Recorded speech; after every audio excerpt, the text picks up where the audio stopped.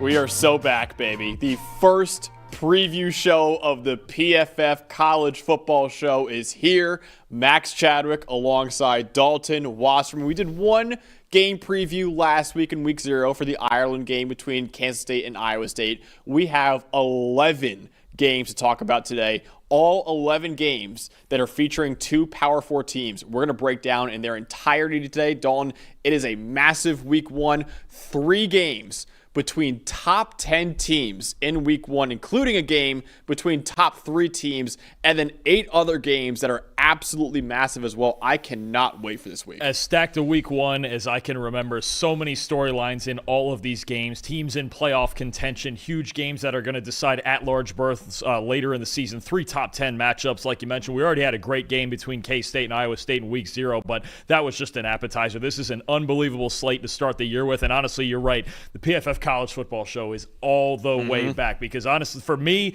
these are the best episodes that we do is previewing these games, getting to dig through the tape and all of the numbers and all of the data that we have. Nobody does it like we do because we have all the information, man. We have all the tape and all the data to back it up. And 11 games spread across 5 days. Because remember, there's no NFL this week, so the college football is taking advantage of no NFL. We have a Thursday night game, 2 Friday night games, obviously a full Saturday slate, a couple Sunday games, and a Monday night game too. And 5 days. How fitting it is that we get Bill Belichick's first game on Monday Night Football. Oh, love that. It's on ESPN too, isn't it? Exactly. There we go. It's Perfect. like nothing really changes. It's just a different shade of blue for Belichick. But how fitting to cap off the week Monday Night Football like that. But we got a long way to go before we even get there. Our guy Donnie in the chat saying his week 1 college experience will be sitting on a couch because he has his Friday, he's getting his wisdom teeth out.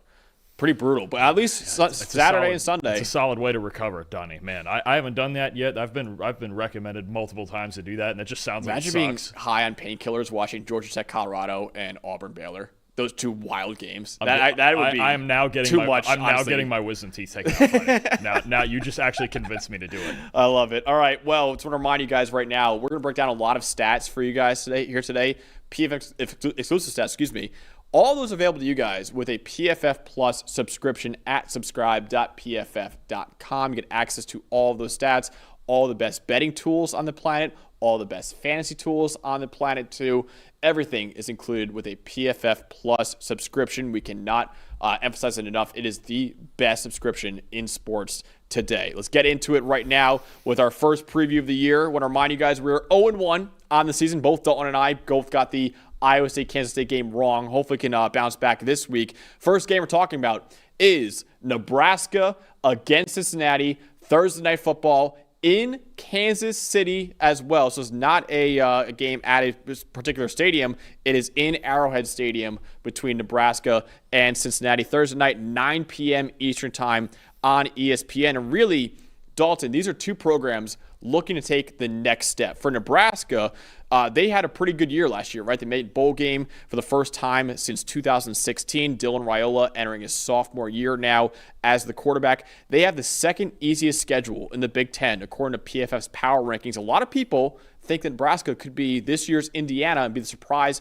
playoff team. Cincinnati, meanwhile, they missed a bowl game last year for the second straight season, but it was an improvement for the Bearcats because they were 3-9 in 2023. They were 5-7 last year. And right now, according to PFF's power rankings, Cincinnati has a 52% chance to make a bowl game this year. So right around a coin flip for Cincinnati to make a bowl game. This game against Nebraska will be massive in determining whether or not they make a bowl game. And how about this, Dalton? Only the second time ever that Nebraska is playing Cincinnati, the first time these 2 are meeting in 119 years, too. That's unbelievable. Actually, you would think at some point they would just run into each other, schedule each other at some point, especially since it's not all that far away. It's kind of a regional matchup here, and this time they're not even in one of the home stadiums. They're meeting at Arrowhead, and of course, there's a lot of people that are curious to see Dylan Raiola in Arrowhead Stadium this. And how about Travis Kelce, former Cincinnati great?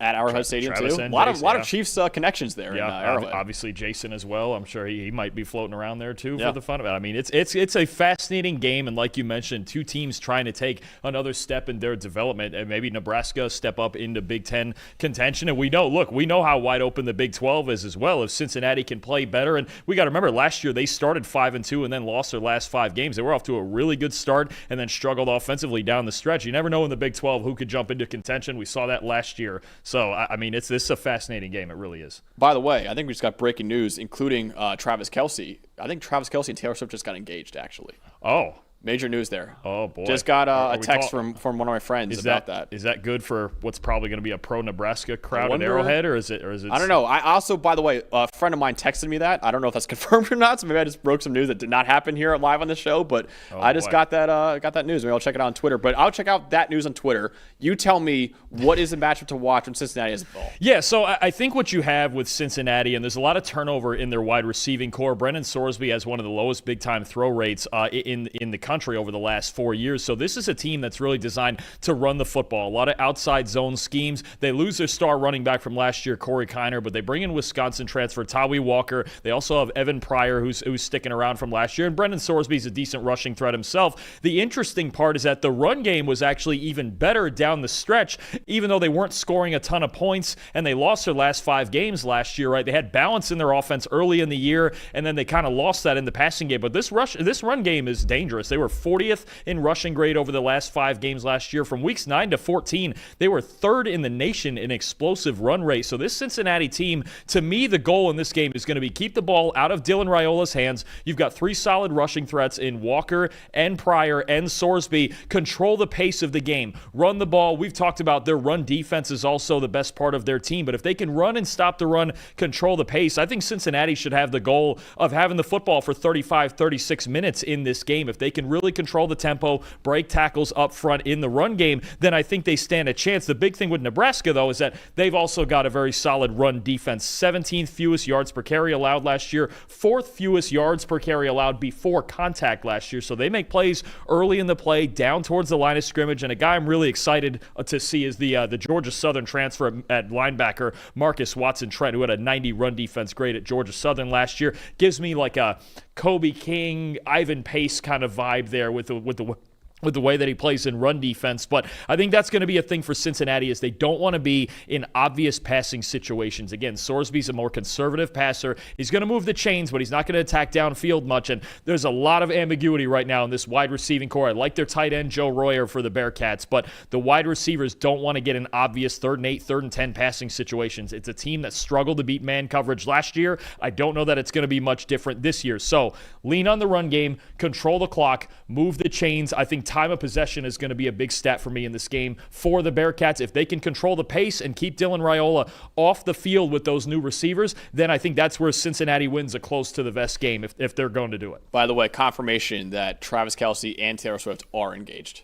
So. Wow. Well, I'm sure NFL TV ratings people are loving that. Yeah, for sure. That's gonna be you're gonna hear endlessly about that during the season too. Shout out Abby for calling that out right there. So that is massive news for Cincinnati. You got some sources, don't you? Jeez, yeah, you got shout some real out sources. Abby Lancey for hitting me up with that. But yeah, all right. My matchup to watch for Nebraska is Dylan Raiola against Cincinnati's zone coverage. So Cincinnati defensive coordinator Tyson Veit runs a very zone-heavy defense. It was his first year calling plays last year for the Bearcats. In fact, Dalton, Cincinnati only ran man coverage on 95 plays last year.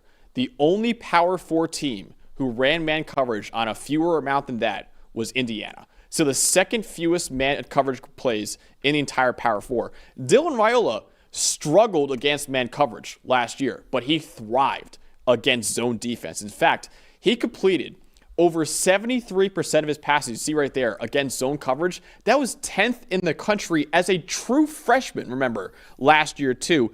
80.3 passing grade against zone coverage. That was a top 25 mark in college football. Despite being so young, he has a veteran understanding of where the holes are in zone coverage, how to attack them. He has the arm talent and the touch to layer in those throws over and between defenders too. And he now has an improved receiving core to throw to with additions like Dane Key coming in from Kentucky, Isaiah Hunter coming in from California too. I really like the receiving core that Dylan Raiola has. I think it's better than what he had last year. And with Cincinnati running zone coverage as much as they did last year, if that remains true this year, Dylan Raiola could have a field day against it. Ja'Cory Barney could also be a big factor in that, right? I think the improvement at wide receiver is one of the biggest keys to success for Nebraska this season. And Raiola, like you mentioned, throwing into zone coverage, I think he throws with a lot of touch. He throws those intermediate passes, those deep crossers really well, right? I think last year Nebraska just didn't have guys who could separate one-on-one, but I'm glad you mentioned Tyson Veit, Cincinnati's defensive coordinator here, because he came from Iowa State. He runs the same defense Iowa State does, that 3-3, heavy zone look, prevent explosive plays, stop the run in more creative ways, right? You got the big nose tackle, Dante Corleone up front. It's like Dominique Orange. We talked a lot last week about Dominique Orange and Iowa State. Now we're talking about the Godfather with Cincinnati plugging up the middle. So I do think Nebraska's going to want to have some balance, but that is going to be a key because you're probably not going to see, the way this defense is designed, Raiola under a whole lot of pressure. Think back to last week, Iowa State against Avery Johnson and Kansas State.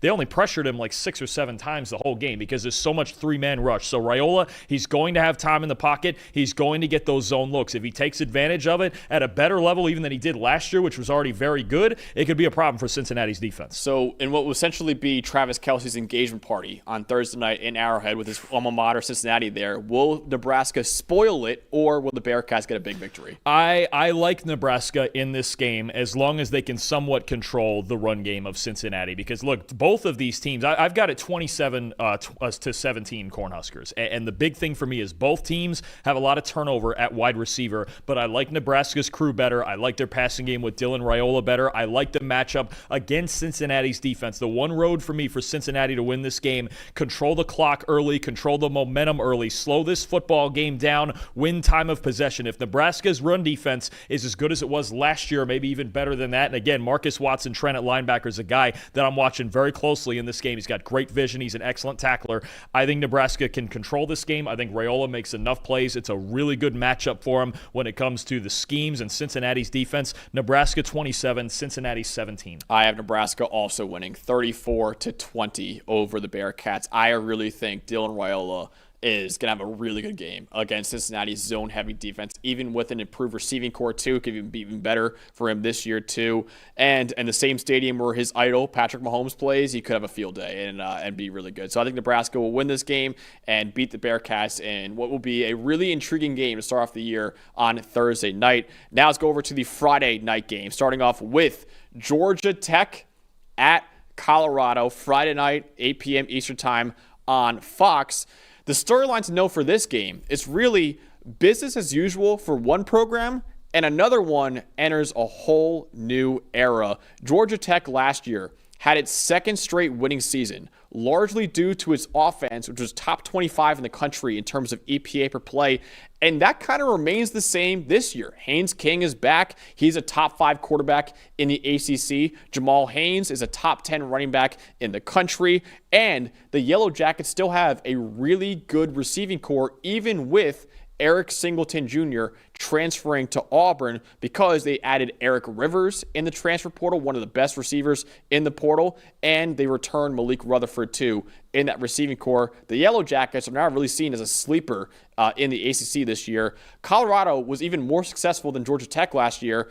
They were 9-4 and number 25 in the final AP poll. That was the Buffalo's best finish in 8 years. However, they lost a lot of talent from last year's roster, namely their Heisman Trophy winner, Travis Hunter, wide receiver / cornerback, and their quarterback, Shedeur Sanders. So Hunter won the Heisman. Shedeur was 8th in Heisman voting last year too. So now head coach Deion Sanders kind of enters a new era of Colorado football now. Yeah, absolutely. It's one of the biggest mysteries, I think, in college football. First of all, at this moment, do we know if Caden Salter or Julian Lewis is starting? They have not announced it. I would presume Salter, but there's talk they could play both. Yeah, so I mean, you lost the starting quarterback, they lost their top 4 wide receivers, they lost their top 2 rushers. Isaiah Augustive is at South Carolina now, and Dallin Hayden is going to miss this game, so they're going to rely on. By the way, real quickly, another breaking news here. Oh boy, Caden Salter will be starting. Caden Salter is okay. That's been and the hope is Julian Lewis will also get playing time. But Caden Salter is a starter. Figured that was the way it was going when Coach Prime was talking about this lately, about wanting to play both and get Lewis reps. Because I think what they're really doing, Colorado, is getting prepared really for Big 12 play. Not that they don't want to win this game and all their out-of-conference games, but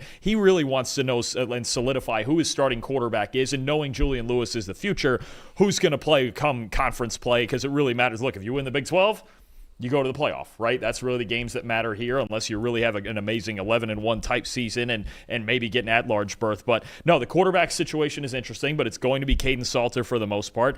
And that's a change in style from what we had last year, right? Salter's about the exact opposite of what Shedeur Sanders was. So interesting dynamics on both sides. And like you mentioned, Georgia Tech, a lot of constants in this game for them. A lot of the key pieces, especially offensively, back for another run. Shout out to Eli, producer Eli, for breaking the news to us. We've had 2 breaking news in our first 2 games. Are we going to get something in all 11? I don't know what's going to happen for the rest of these 9 games right here. But Dalton, tell me more about the Georgia Tech offense against the Colorado defense. What should we know in the Yellow Jackets? Look, gotta love watching Georgia Tech, especially if you're a fan of running the football and old school physical football. But it is kind of a modern option attack, right? They ran more option plays in their run game than any team in the Power 4 last season. You mentioned it. You've got Haynes King, who's a dynamic dual threat guy and fixes turnover-worthy play rate in the passing game last year.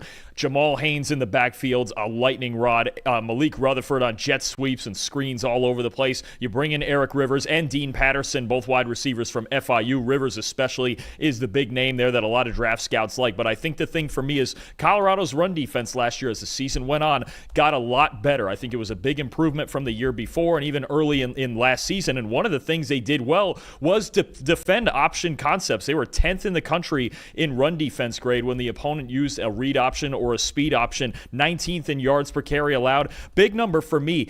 8th best mark in yards after contact allowed per carry. And that's big when you're talking about the option with so many unblocked defenders, right? And having to tackle guys in open space. When you prevent yards after contact in open space against an option, if Haynes King is turning the corner and he only gets 3 or 4 yards one-on-one with somebody at the second level, that's a win for the defense, right? I think that's going to be key with so often. I know it's, the Georgia Tech runs the ball a lot and they get behind this big offensive line, but so often they create space east and west, laterally, sideline to sideline, where they can get dynamic athletes in open space. If you can make tackles in the open field against Georgia Tech, you have a chance. And Colorado, we know, has the athletes that are able to do that. They did it really well last year. So the matchup of Georgia Tech's option-based offense and all of the run schemes they can bring at you with Colorado's run defense, it got a lot better. They lost some pieces, especially at linebacker this year. That's the group I'm really curious to see after losing guys like Nikai Hill-Green, right? I think you're talking about a unit that's replacing a lot, but I think they also have enough athletes that can compete with this laterally. The question for me, though, is going to be, think back to games like Kansas State and Kansas last year for Colorado, where essentially these teams just brought the battering ram, right? They were just going to keep running into this front seven, almost hitting their head against a brick wall until Colorado cracked. And a couple of times they did. When you look at Colorado last year, when they faced teams that ran the ball at least 35 times, they only went 4-4. Georgia Tech last year averaged 37 carries per game. Right? So that's what they want to do. They want to line up and run the football and get the battering ram going. So Colorado, listen, all these new guys, especially at linebacker that are going to have to be playing for them, they got to buckle the chin straps. They got to stop the run in this game, make Haynes King beat you with his arm. Yeah, and obviously my matchup to watch on the other side of the ball is, what does this Colorado offense look like with Caden Salter replacing Shedeur Sanders? Dalton just said it right there. Caden Salter is kind of a complete 180 from what we've seen from Shedeur Sanders over the last 2 years. And obviously pretty big shoes to fill for Caden Salter too, considering Shedeur Sanders has a 91.4 passing grade across his 2 years at Colorado. And like I mentioned before, was 8th in Heisman voting last year. Now Caden Salter, 89.8 PFF grade across the last 2 years with Liberty. However, his play style is very different from what Shedeur Sanders. You see right there, his passing grade on play action is absolutely fantastic. 92.7 right there. When it's not play action, though, only 70.5. And he has the 122nd adjusted completion rate last year, too. So not a very accurate quarterback last year. 66 explosive runs over the last 2 years, tied for the most among all quarterbacks in the country. He's a guy who is very mobile, thrives off of play action, has a big arm too, but he's not the most accurate quarterback. Shedeur Sanders is a guy who thrives from within the pocket in pure dropback situations and doesn't really need play action. In fact, Colorado last year only ran play action at the 90th highest rate in the country at 28%, because also they ran the ball at the lowest rate in the Power 4 last year at only 30%. So Julian Lewis, just play style wise, is more similar to Shedeur Sanders and what they ran last year. Caden Salter is a whole different animal. He's a guy that you want to be using a lot in the read option game, a guy you want to be throwing the ball deep downfield with, a guy you want to be using play action a lot with too. He's not going to be the accurate distributor like Shedeur Sanders was over the last 2 years for Colorado. So really, I'm really interested in seeing how offensive coordinator Pat Shurmur changes this offense from what we saw the last 2 years with Shedeur Sanders versus now with Caden Salter. And honestly, Georgia Tech's defense last year struggled defending the passing games last year. They were 116th in pass rush grade, 106th in coverage grade. They also lost 3 of their 4 pressure leaders from last season, and their best defensive back from last year's team too, Warren Burrell, the cornerback, he's gone too. So Georgia Tech's pass defense is vulnerable, but I'm curious to see what it looks like now with Caden Salter and a brand new group of weapons at Colorado. Especially vulnerable to deep shots that Caden Salter is definitely capable of hitting. He's an undersized guy, but he's got a big time arm, and he can hit all the deep throws. And like you mentioned, he's a threat with his legs. I'm glad you mentioned Pat Shurmur in there, because I think that's going to be the biggest point of suspense. Is like you mentioned, it's not just about Salter coming in and replacing Sanders. What in the world does this offense look like? What does Pat Shurmur have up his sleeve? They have to run the ball more. If you're going to have Caden Salter as your quarterback, you have to be able to run the football. And that's the one thing with Colorado the last 2 years is offensively, they've just not been able to consistently run the football really at all. And that's why there were games where they just completely abandoned it. And I get it, right? This year's got to be different. Look, either A, you're going to have a true freshman playing some in Lewis, or B, if you're starting out with Salter, Salter's always been better. It's what he was successful with in Jamie Chadwell and Liberty and all of that is they run the football first. They take deep shots off play action. If Caden Salter's your quarterback in Colorado, and it looks like he will be early, this offense has to look different. If they try to run it the same way they did with Shedeur, it's just not going to work. He's not the same type of quarterback. And if the plan is, because they said the hope is that Julian Lewis plays some, if they do play both quarterbacks, 2 completely different offenses. This is not like you're running the same system with Julian Lewis that you're running with Caden Salter. So it's going to be interesting to see how they handle running basically 2 different offenses with those 2 quarterbacks. But I do think, I'll say this, I think the transition for Lewis will be pretty easy because the foundational pass concepts in this offense, again, I think he's got a similar skill set to Shedeur Sanders, right?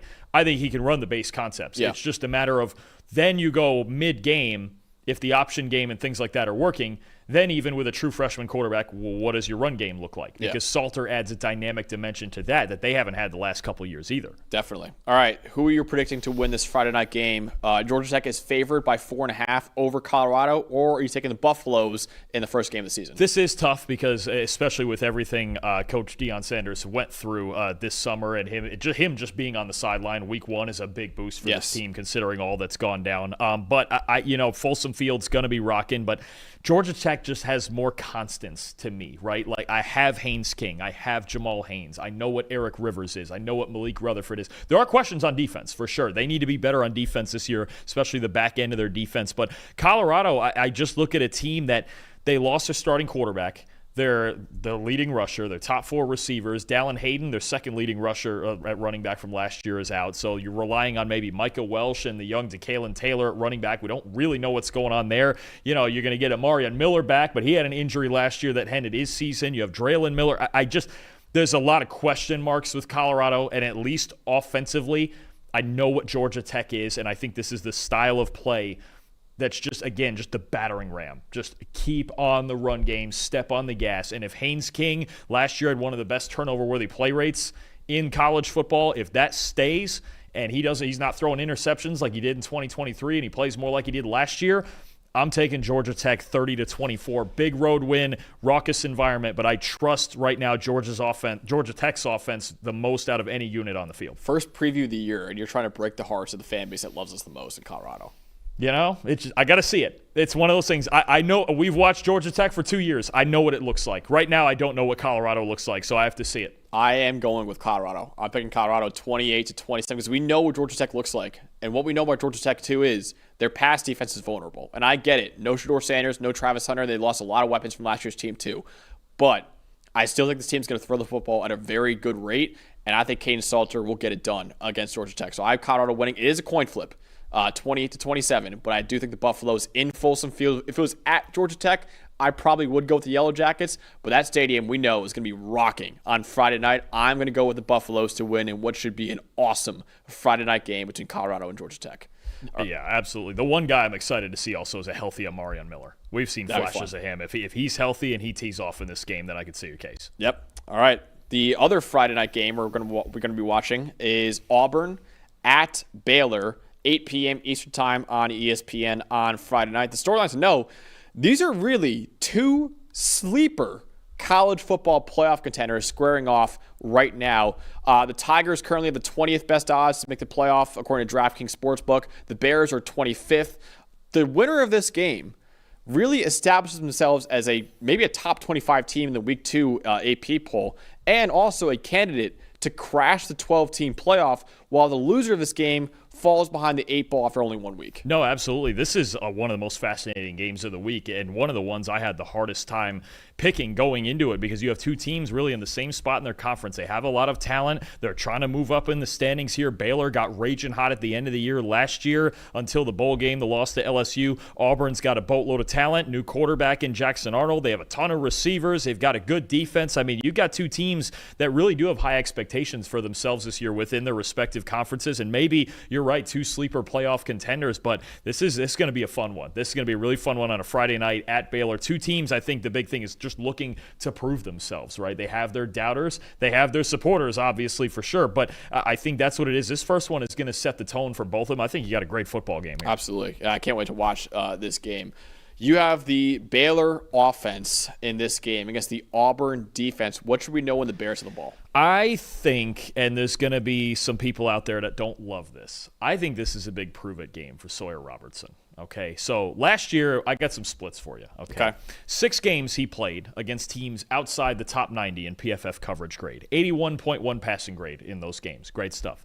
5 games against teams in the top 90, 4 of them in the top 50. 59.9 passing grade. So I need to see if he's going to be a little bit better. Auburn was 69th in coverage grade last year, and it looks like with that young crew they have in the secondary, they're going to be pretty good again this year. So that's one thing, level of competition. 2, something as I was watching Robertson, 2 things one encompassing thing he struggles with when teams get aggressive on him. 2 things, the blitz and man coverage. He was a lot better against the standard rush than he was against the blitz last year. Against the blitz, 65.5 passing grade, 5 big-time throws, 8 turnover-worthy plays. He's got a long delivery. He's a former baseball player, just has a hard time speeding things up and then making throws into man coverage. And obviously part of this, like we talked about with Dylan Raiola earlier, it's about the receivers separating. Josh Cameron and those guys on the outside separating more often. 62.2 passing grade against man coverage last year and only completing 49% of his passes. This is the matchup I'm looking for with Robertson. Auburn's going to be aggressive. They ran the second highest rate of man coverage in the SEC last year behind LSU and the 4th highest blitz rate on quarterbacks, right around 40% of the time. When Auburn gets aggressive, especially on 3rd and longs with the press man coverage and the blitz looks they're going to send at Sawyer Robertson, those are the moments where he's got to be better. The accuracy has to be better, or take off and run with their legs. Especially, look, this game is going to be on Robertson. Okay, Dawson Pendergrass out for the season. He's got Bryson Washington in the backfield, but you're talking about moments in this game when Robertson's going to have to drop back and throw the football. I think Auburn's going to get aggressive on him. They're going to challenge him, and that's the spots where he struggled in last year. Absolutely. All right, my match to watch on the other side of the ball is about the passing game as well for Auburn.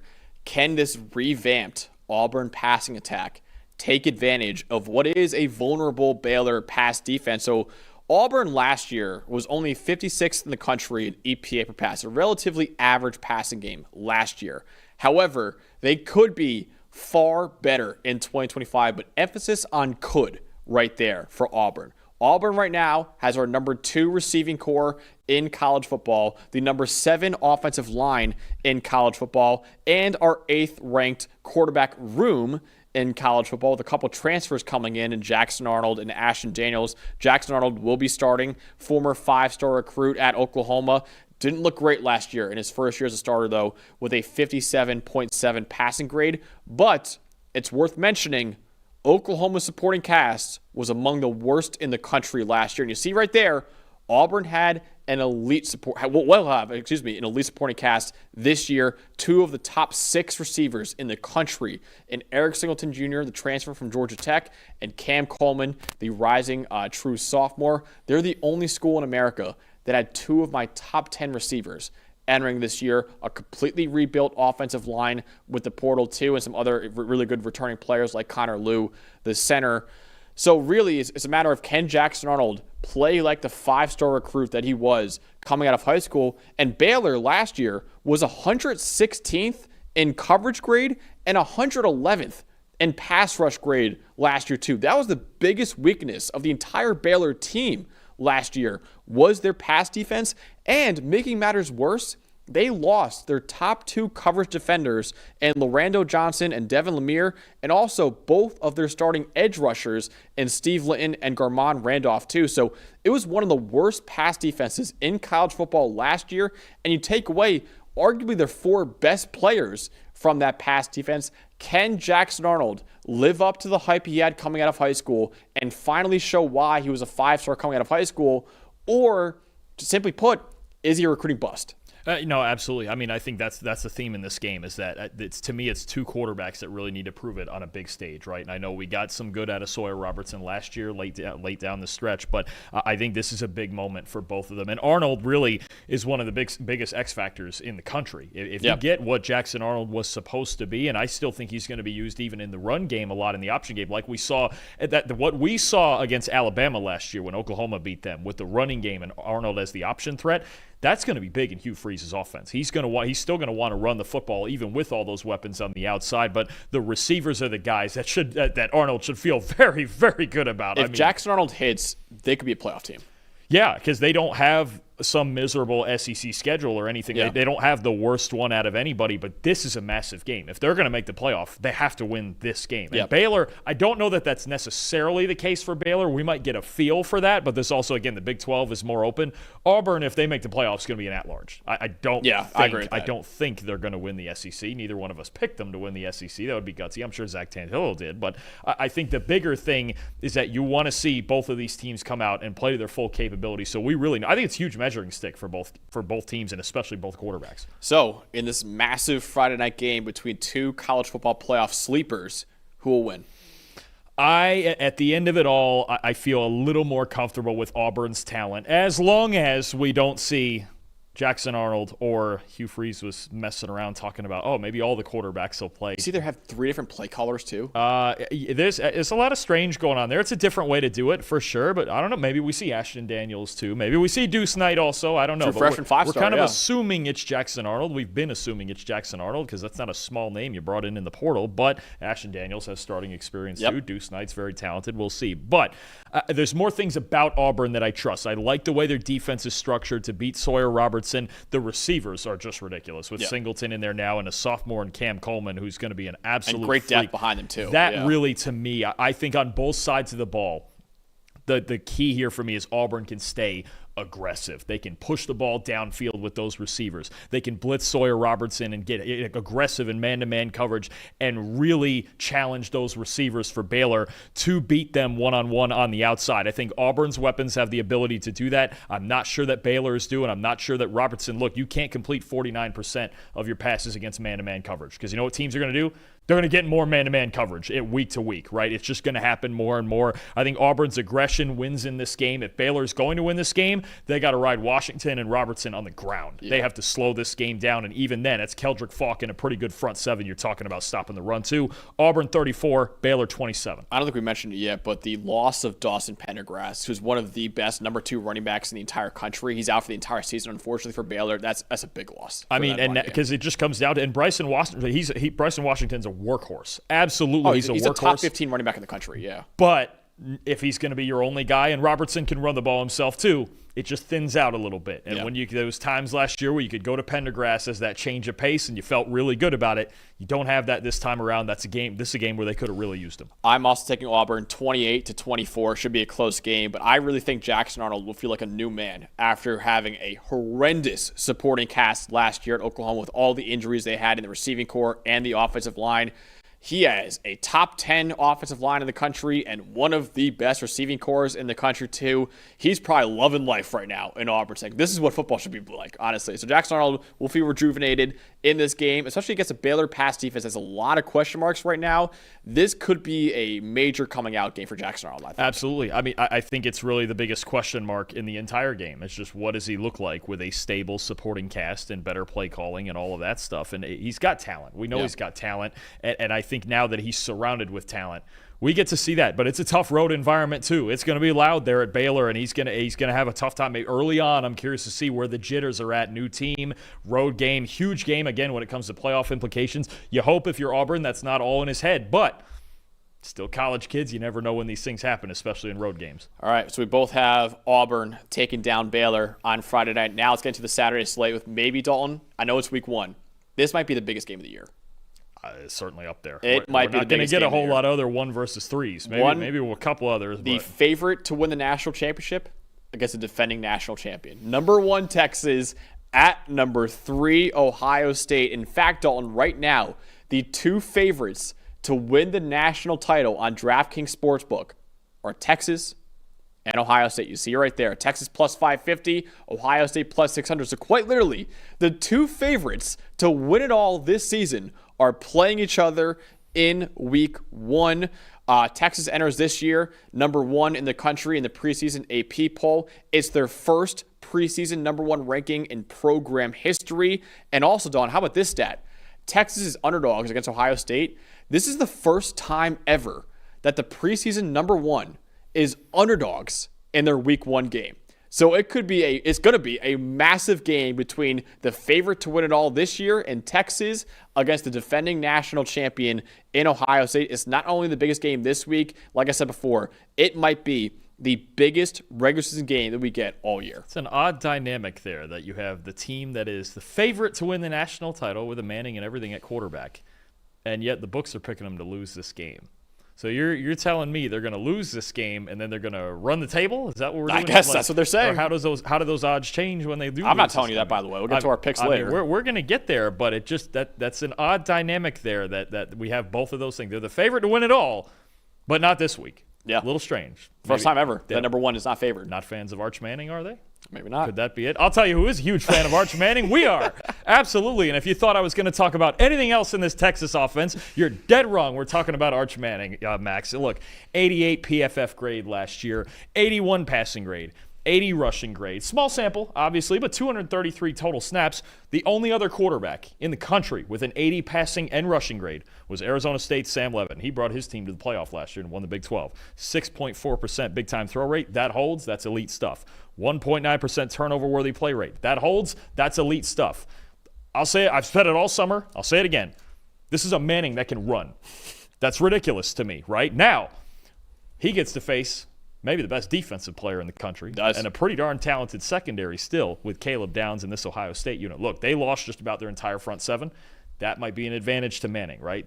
I think Ohio State lost their 5 or 6 leaders in pressures last year. That's also a huge matchup considering Texas is a completely rebuilt offensive line. That's going to be really interesting to see what unit wins that battle. You have a weird dynamic thing where you have this young Texas offensive line against this young Texas defensive line. But what we do know is Ohio State does have a talented secondary. Caleb Downs, second best PFF grade in the country at safety over the last 2 years as a true freshman and sophomore. Davison Igbinosun on the outside. You're talking about talented young players like Devin Sanchez, Jermaine Matthews on the outside who played a good amount last year. This is still going to be, to me, the chess match is Arch Manning and Caleb Downs, though. Caleb Downs is the chess piece. He can do anything you want in a football field. Best safety in the country. I would argue the best defensive player in the country right now. I would argue the number 1 player in next year's big board right now. If I had to pick the best draft prospect for next year, I'm taking Caleb Downs. You're going to get this chess match, and what Arch Manning's going to have to do at all times in his dropbacks, you have to know where number 2 is. Yeah. Because if you don't know where he is, I'll tell you what, he's coming. He's coming to the football because that's what he does. He's one of the smartest safeties I've seen in a long time. I mean, he's just one of those guys who you have to be aware of at all times, okay? Ohio State, they gave up explosive completions at the 10th lowest rate last year. We know Texas wants to create explosive plays. Could be tough. Individual matchup, Caleb Downs. Might see him on tight end. Jack Endry's your number 2 tight end in the country, the transfer from Cal. There's so many dynamics of this where I just think it's Arch Manning versus Caleb Downs. And you got the quarterback on the offense, you got the quarterback of the defense, and I think he's going to have time in the pocket to work with. Especially, look, Texas, they're going to run the ball. They're still going to go with a high rate of play action. They always do that. Manning himself is going to be an option threat. But in the passing game, it's him versus Downs. And again, we also don't know in coverage what we're going to see from Matt Patricia, their new defense coordinator, because Jim Knowles at Penn State. So there's a lot of ambiguity around this game. But to me, the 2 guys I'm looking at, obviously Manning and Caleb Downs on the defensive side. It's going to be a whole lot of fun to watch in the passing game. And I can't wait to watch the other side of the ball. The best receiving core in college football against the best secondary in college football. I said it before, this is probably the biggest week 1 matchup of the entire regular season. This is probably the best individual matchup we'll get the entire regular season too, between these 2 right here. Ohio State is breaking in a brand new quarterback in redshirt freshman Julian Sayin, who was the number 2 quarterback coming out of high school a couple years ago, top 10 recruit overall, obviously a 5-star too. He has plenty to work with as the new starter at Ohio State. Jeremiah Smith is not just the best receiver in college football. He is the best player in college football right now. As just a true freshman last year, he was the most valuable receiver in the country according to PFF's wins above average metric. He's on the cover of EA College Football 26, led the Power 4 with 15 receiving touchdowns last year, and only Tedero McMillan had more receiving yards than Jeremiah Smith last year in the Power 4 as well. And Ohio State added my number 3 tight end in the country, tight end 1 for both Connor Rogers and Trevor Sikkema in the 2026 NFL Draft, and Purdue transfer Max Clare coming in, and Carnell Tate could be a first-round pick in the 2026 NFL Draft. So by all accounts, it's once again an elite receiving core for Ohio State. But Texas might have the defense to match up with it. Texas, in my opinion, has the best secondary in college football. My number 4 safety in the country in Michael Taft, my number 6 corner in the country, and Malik Muhammad. Taft was the 4th most valuable safety in America last year, according to PFF's wins above average metric. The only safety returning to college football who was more valuable than Michael Taft, Caleb Downs. You just talked about. Good player. Very good player. And Malik Muhammad, over the last 2 years, is the 4th most valuable returning Power 4 corner in that same metric. And we saw last year too, Dalton, Texas's defense had some success against Ohio State's passing game. Jeremiah Smith had, 3 receiving yards in that game? 1 catch for 3 yards in that game. So I know Jadae Barron's gone. They were the one team that did it. They were the one team that slowed him down. I know Andrew Makuba's gone. I know Jadae Barron's gone too, but I still think this Texas secondary is absolutely loaded. So yes, there is also question marks on Ohio State's offensive line, but if you're looking for the most star-studded matchup in week 1, look no further than Ohio State's receiving core against Texas' secondary. And I think the overarching piece along with that secondary is defensive coordinator Pete Kwiatkowski. Yep. Because he's going to do it with a variety of complicated zone coverages and rotations. And yes, they lost Jadae Barron and Andrew Makuba, but they have a boatload of talent and experienced talent, especially with Michael Taft at free safety kind of running the show. He's the glue guy back there. All those zone coverages, and you could see when you watched Texas defense last year against Ohio State, it wasn't just complicated zone coverages. They were making a point, every effort they could, to just go, number 4 can't catch the football. They were basically not just doing zone drops. They were just turning and running at him. I mean, that's really where it was. Is we're going to make Ibuka beat us. We're going to make Carnell Tate beat us. Ibuka's obviously was a first-round pick. He's in Tampa Bay now. We're going to make somebody else beat us. We don't care how many resources we have to put on this guy. I expect to see the same. I think Ohio State's going to have a really big game, especially from Carnell Tate. And Max Clare is an interesting development there, because I know they got some production in last year's game out of G. Scott, but Max Clare is a dynamic player, super good athlete. I didn't even know Trevor and Connor had him tight end 1. That tells you all you need. When Trevor and Connor say a guy's tight end 1, it's probably pretty darn good. If they can find a way to use him down the middle in this offense and open up that's the one different dimension than they had in last year's playoff game, then you really start talking about something. But I expect Texas and Pete Kwiatkowski again to use every resource available to not let Jeremiah Smith take this game over. You just can't let him do it. Yeah. Ohio State has not had a tight end selected in the day 2 of the NFL draft since 2022 with Jeremy Rucker. I'm looking for the last time they had a second-round tight end. I think Max Clare right now, I would say, is probably a projected second-round pick. It has been a very long time. I'm still scrolling back right now. It has been at least in the 21st century. They've never had one. First-round pick, Ricky Dudley in 1996. So Max Clare could be the highest drafted Ohio State tight end in, 29, almost 30 years now. So I think he's a very talented player. He could be huge in that receiving core. Dalton, in what could be the biggest game of the year, a game between the favorite to win it all in Texas and the defending national champion in Ohio State, a rematch of last year's college football playoff semifinal that came down to the wire. Who will win between Texas and Ohio State? I think there's a couple big factors here that, to me, are in the advantage of the road team, Texas. One, we got to remember the coaching turnover that Ohio State's had on their side, too. They're going from Chip Kelly and Jim Knowles at each coordinator spot to now Brian Hartline, their wide receivers coach on offense, and Matt Patricia, former Patriots, Lions coach, all that stuff. He's going to be their defensive coordinator. And you know me, Ohio State's national title run, yes, the players were great. Jeremiah Smith, best player in the country. Chip Kelly and Jim Knowles' adjustments going into the playoff and through the 4 playoff games, I think were as big as any player on the field winning them these games, right? So that's one, and you've got a Texas team returning both its play callers, obviously, and Steve Sarkisian and Pete Kwiatkowski, right? And Kwiatkowski, I thought, easily could have won the Broyles Award last year. He was just spectacular, right? That's one. Two, the one guy we haven't mentioned yet, you did very, very briefly.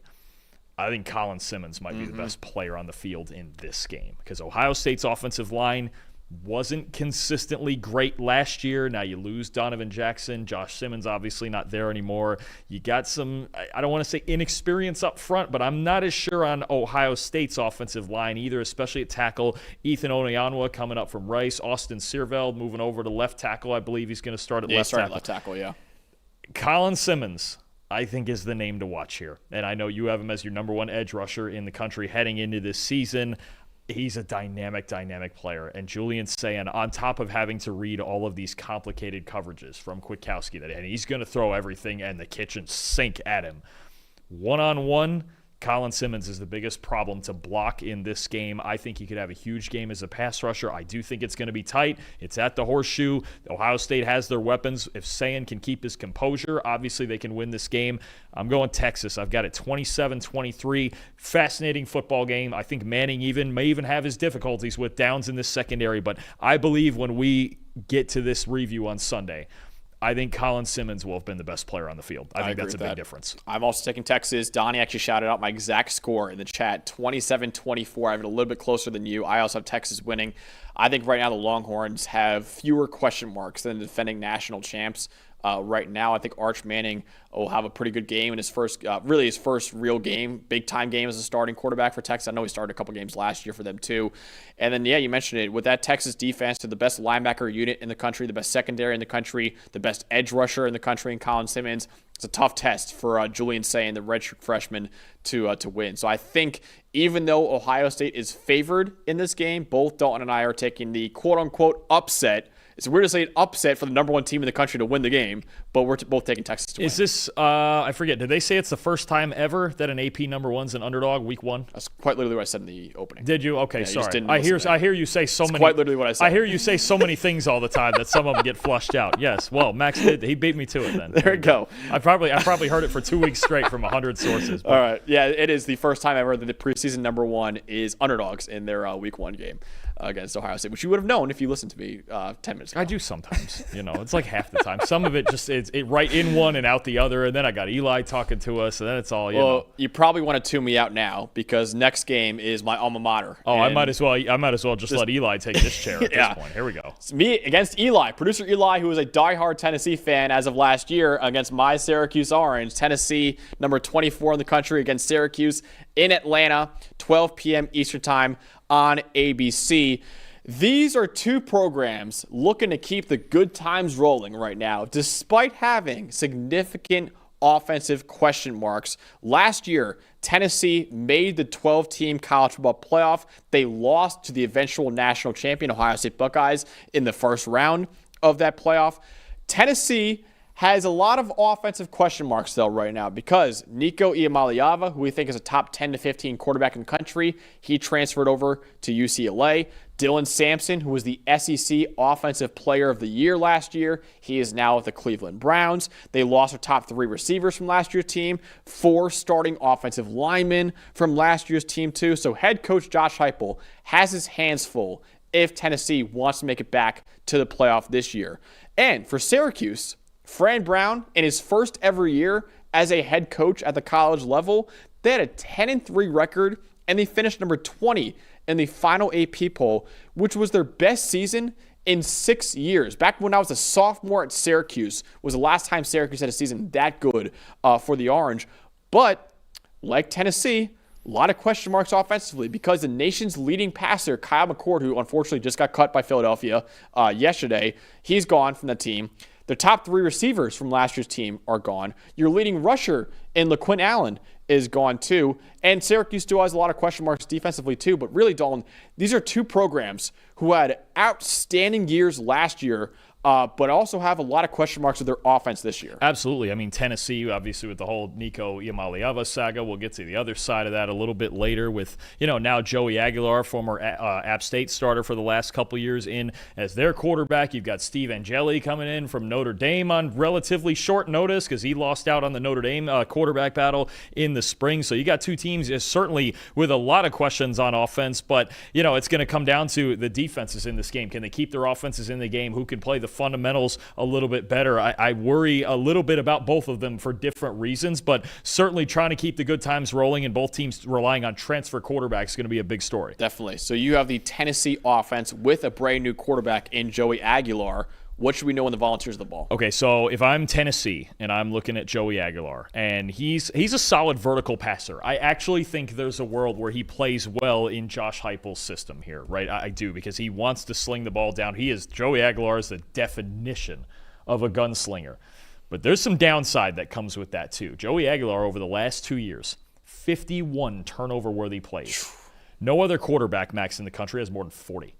All right, so there's some gunslinger to Joey Aguilar. And in this game, this matchup, if it's me, and they did this a lot last year early in the season with Nico, run the football. Run the football. You've got Deshaun Bishop. You've got Peyton Lewis. You got the Duke transfer, Star Thomas, who was 4th in the ACC last year and missed tackles forced. You got an opportunity here to run the football. Now, with a lot of those defensive pieces that were at Syracuse last year, Syracuse was 86th in run defense grade. They were 122nd in yards per carry allowed. They were 116th in explosive run rate allowed. Syracuse run defense was probably the weakest part of this team last year, I would argue. And the defensive line lost a lot of key players. And the defensive line got massacred this offseason. Yeah. They don't have really any of the key guys left, really at both levels when you talk about losing the linebackers as well. This matchup here, if I'm Tennessee, I would run the ball until I can. Honestly, that's the way I would go about this. When you talk about those 3 backs, Aguilar is not a whole lot of an option threat. That's not really going to be a thing. But when you look at Syracuse last year, they retained just 1 defensive lineman who played at least 100 run defense snaps and had a 70 run D grade. 1. And it's just, I don't know what to make of their front 7. They just lost so much. If I'm Tennessee, I'm absolutely running the football. I'm letting Aguilar be the complementary piece. I think Syracuse's secondary is the strongest part of their defense for sure, with Deuce Chestnut and those guys on the back end. Don't force it. Play physical football, run the ball, play defense. Honestly, the same way that Tennessee won a lot of games last year. And I know Nico was more talented and probably a better complementary piece, at least later in the year. He got hot late in the season down the stretch, but I wouldn't change a whole lot from last year's game plan if I'm Tennessee. Run the ball with those 3 backs, play defense, be the more physical team, because I think Syracuse's front 7 could be really vulnerable. So you're hoping that there's not a lot of pressure on the transfer quarterback for Tennessee. There's probably a lot of pressure on the transfer quarterback for Syracuse. Steve Angeli and the Orange's weapons against the Volunteers secondary is my matchup to watch in this game. So, yes, Syracuse lost a lot from last year's passing attack. I mentioned before, Kyle McCord broke the ACC single-season passing record at Syracuse last year with nearly 4,800 yards. They also lost their top 3 receivers from last year's team too. But I do think this Syracuse passing attack can still be successful in 2025. Steve Angeli, the new quarterback who was a backup at Notre Dame last year, he had an 82.3 PFF grade last year at Notre Dame, including a couple big drives in that college football playoff semifinal against Penn State when Riley Leonard was down for a little bit with concussion protocol. So I have faith in him as the new quarterback at Syracuse. Darrell Gill Jr. has a lot of potential as a rising junior receiver. He had a combined 335 receiving yards in the final 3 games of last year, so over 100 yards per game in the final 3 games of the year. He's now going to be most likely the number one weapon for Steve Angeli in that offense. You have a Texas transfer in Jonte Cook coming in, who was a former 5-star recruit. I know he hasn't really lived up the hype yet in his college career, but former 5-star coming out of high school. Tight end Jamie Tremble was a former 4-star recruit in the 2024 class. He's only going into his second year too. So a lot of potential with that Syracuse passing attack, even with Kyle McCord and Rondé Gadsden and everyone else gone from that passing attack. Tennessee will be without their star defensive player in Jermon McCoy, who in my opinion is the second best cornerback in the country. He tore his ACL in January. He will not be playing in this game. Should be back relatively early on in this season though. But even without him, Tennessee should have a very strong pass defense. They returned 3 other starters to the secondary, and they also have a top 15 edge rusher in the country, in my opinion, in Joshua Josephs. Joshua Josephs last year was one of 3 Power 4 edges with 85-plus grades as a pass rusher and as a run defender. And with the Syracuse offensive line that has 4 new transfers starting on it, Joshua Josephs could have a lot of success against Syracuse. So I'm really looking at, can Steve Angeli, like Kyle McCord had to do last year, carry this team last year, can Steve Angeli do the same against a top 25 opponent in Tennessee? And not just carry the team. You have first of all, I think one advantage McCord had was an entire year of starting at Ohio State. Steve Angeli, I think, has 1 career start. Is that right? He started the bowl game against Oregon State a couple years ago, right? Yeah. So you have that. The other thing is now you do have similar type passers, pocket passers who are generally very conservative. The difference is McCord went to Syracuse last year and became the ultimate gunslinger, throwing balls down the seams like crazy. Is Angeli going to match that level of aggressiveness, or is he going to be the usual kind of efficient move in the chains type of passer that he was at Notre Dame, right? I wonder if that was a factor even in him not getting the Notre Dame job was, hey, you're not aggressive enough. I need you to throw the football downfield. The other thing that you mentioned it before, McCord had last year, he had LaQuinn Allen, big-time receiving weapon. He had Trevor Pena. He had Jackson Meeks. He had Rondé Gadsden. There's a lot of legitimate weapons there. Guys who are playing. I watched all these guys play in the preseason in the NFL. Most of them got drafted. So Trevor Pena's out of Penn State now. So I think you're talking about this defense possibly having an opportunity to really contain this. If Angeli isn't more aggressive, and that was a big thing with McCord. That was the best part of their offense, that he was willing to go out there and let it rip. Yeah. Can Angeli do that on even shorter notice than McCord did last year with a brand new set of weapons for the most part? Yeah. So ultimately, in the battle between me and producer Eli here, who are you taking between Tennessee and Syracuse? I am pretty heavily siding with Eli here. I've got it Tennessee 34 and Syracuse 13. Damn. I think. Come on, Dalton. This Syracuse offense is a complete mystery to me. I mean, they had a great offense last year. They won 10 games. Jeez. I don't necessarily know how they're going to consistently score in this game, unless Angeli is a guy. Because, again, I think a big factor in this is that Angeli has 1 career start. Kyle McCord started 12 games at Ohio State and went 11-1. I mean, we saw good out of Kyle Mistake, whatever the hell his name is. Don't call him Kyle Mistake. Kyle McCord. Absolutely not his name. Well, somebody's got to sign him. But out of Kyle McCord, out of Ohio State, we saw a year of relatively good play out of him for as much as he got blamed. Steve Angeli's got 1 career start and couldn't win the starting job at Notre Dame over a redshirt freshman and I believe a redshirt sophomore, Kenny Minchie is, or a true sophomore.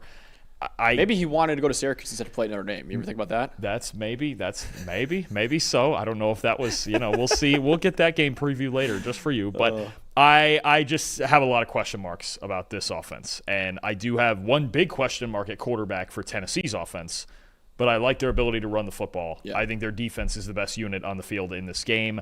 I think Syracuse is going to have a hard time scoring. I'm going with the Volunteers, 34-13. I'm going with Tennessee, unfortunately, as well. A lot closer than 21, which is outrageous from you. I have 31-21. I have a 10-point ball game for Tennessee. I think both teams obviously have to break in a lot of new pieces offensively, but at least the Volunteers have a strong defense to rely on. I don't trust Syracuse to have a strong defense this year, who could really struggle to make stops in this game. So I think Tennessee will win 31-21. Want to get producer Eli his thoughts on this game. Eli, will it be as much of a blowout as Dalton says it will be, or will it be a lot closer like I think? No, I think this will be a closer game. I would have Syracuse covering the spread.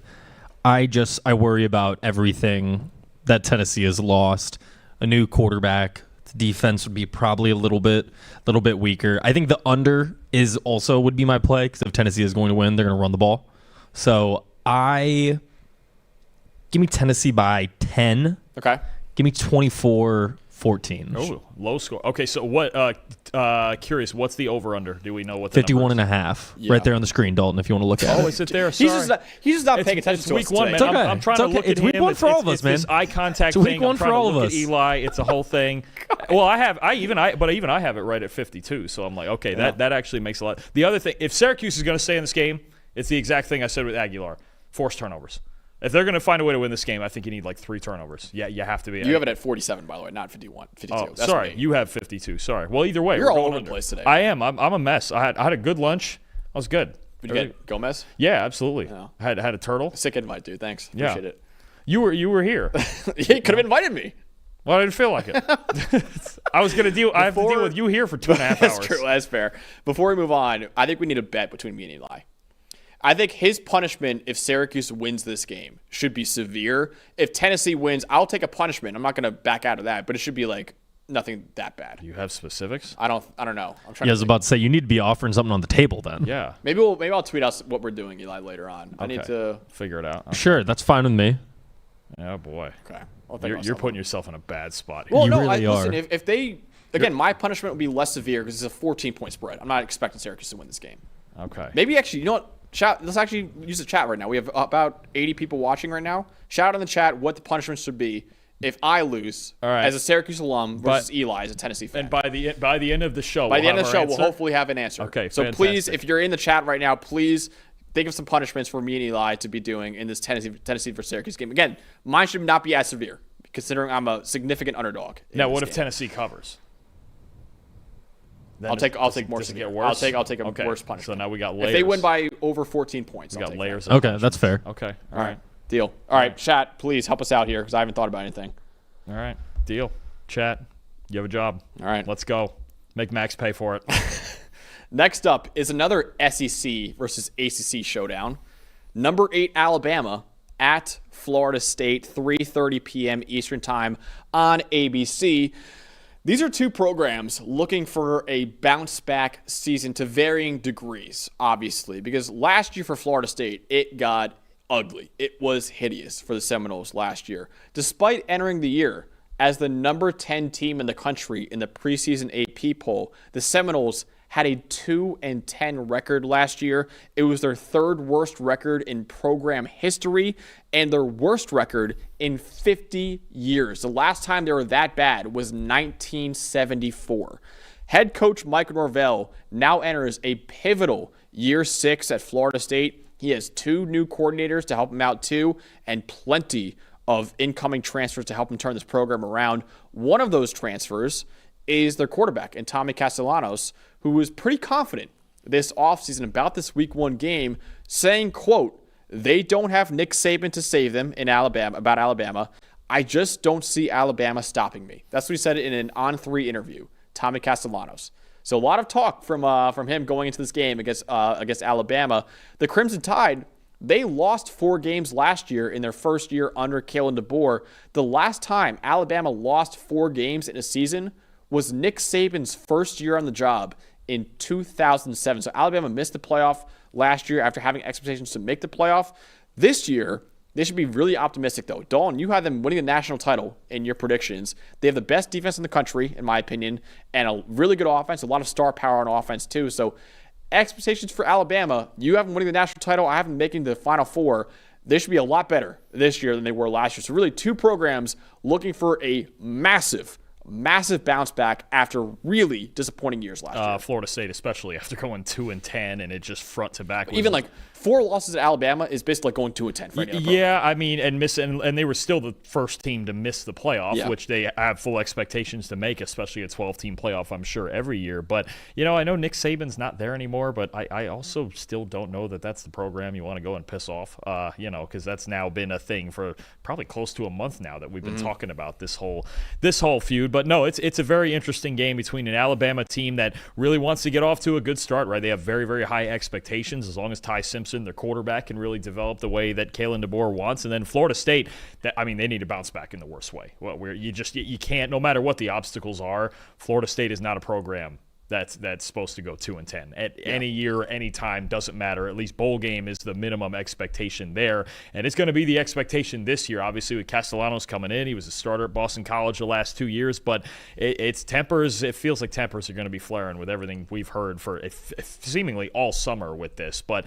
Alabama's still got a really good football team, and Kalen DeBoer, I would not disrespect him either because he's a great coach. He is. Tommy Castellanos is obviously the loudest person this offseason about this game, but also he might be the key for Florida State to have any chance of winning this game too. Yeah, no, absolutely. I think the one thing that you saw, the Achilles heels that you saw with Alabama's defense last year was when teams had mobile quarterbacks, right? They gave up in 5 different games last year. Okay, here's a stat for you. 5 different games last year where an opposing quarterback had at least 50 rushing yards. We're excluding sacks because we don't count it that way. All right, look at these 5 games. Alabama lost 3 of these games, right? The Oklahoma game, the Vanderbilt game, the Tennessee game, and the other 2 games in between there, USF and South Carolina. South Carolina they beat by 2, and USF was a 1-score game with 6 minutes left. Yeah. If you have a mobile quarterback, you have a better shot against Alabama. That's just a fact. Straight up, their defense is great, but they had a lot of issues last year, especially at the second level with just defending the option. It was kind of undisciplined. It was too often they got out of their gaps. The best example was the Oklahoma game with Jackson Arnold and what they did and then beating them 24-3. They need to play more disciplined football, right? When they faced an option last year, they gave up 6 yards a carry and allowed a 20% explosive run rate. I can guarantee you right now, Tommy Castellanos' legs and Gus Malzahn's play calling in the run-heavy system he's always run anywhere he's been. You think about all the way back to the days of Auburn and even recently at UCF. They're going to run the football at Florida State. That's their one hope to me this year of having any success. It's not Castellanos' arm. It's just shaky with his arm and his accuracy and throwing from the pocket and all that, but he can run. He's a dynamic athlete. You're talking about a guy over the last 2 years, 8th most rushing yards among quarterbacks, 7th in explosive runs, 11 in missed tackles for us, and he missed some time last year. 2 years ago, he had the 2nd most rushing yards of any quarterback in the country behind Jaden Daniels, okay?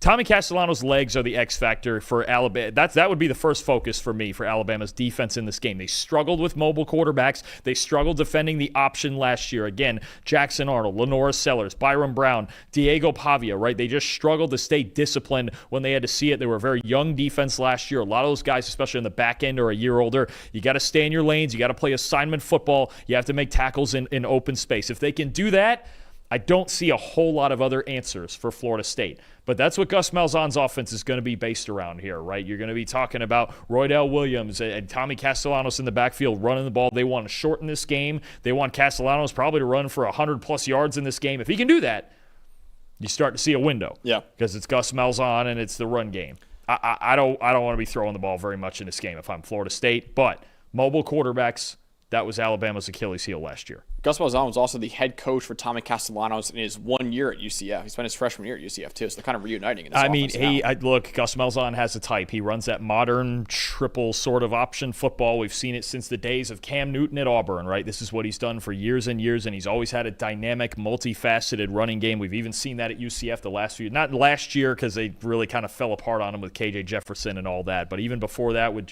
John Reese Plumlee and guys like that, his teams can always run the ball. And if they can do it with the option attack in this game, then there's a crack in Alabama's defense that showed over and over and over last year. So you're watching, obviously, Tommy Castellanos on one side. I'm watching Ty Simpson on the other side in his first career start for Alabama. He has been incredibly patient, considering he was a former 5-star recruit. He sat on the bench for 3 years at Alabama, making his first start at Florida State this week, and has a terrific supporting cast around him too. Head coach Kalen DeBoer and offensive coordinator Ryan Grubb, who is now back with Kalen DeBoer after having a terrific 2023 at Washington with Michael Penix Jr. He's now back in the college ranks after a year with the Seattle Seahawks. He is their offensive coordinator this year. two of the brightest offensive minds in the sport.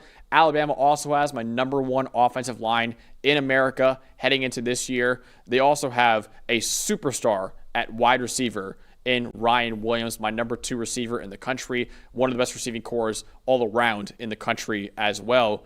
He'll have to go on the road in a hostile environment at Florida State, who added a top 10 corner in the nation in Jeremiah Wilson over from Houston this offseason. And they hired a new defensive coordinator in Tony White, too. Tony White was the DC at Nebraska last year. Nebraska was 26th in EPA per play defensively last year. So Tony White is a very, very good defensive coordinator. So it's a tall task for Ty Simpson. It's not like your normal cupcake week 1 game for him. This is a pretty tough one for him. Curious to see what that defense looks like, because in the past, Florida State's been known for playing heavy man-to-man coverage, and I would expect Ty Simpson would have to make some tight window throws in those scenarios. But Tony White at Nebraska would give a lot of different looks. There were weeks where he would go blitz heavy, even a lot of zero. There were other weeks where he would sit back and play a lot of soft zone, even drop 8 at times into coverage. So I think it's kind of a mystery what kind of defense he's going to be looking at. But the big thing for Alabama, like you mentioned, they've got those receivers on the outside. You've got the superstar in Ryan Williams. You've got Jeremy Bernard. You've got Isaiah Horton.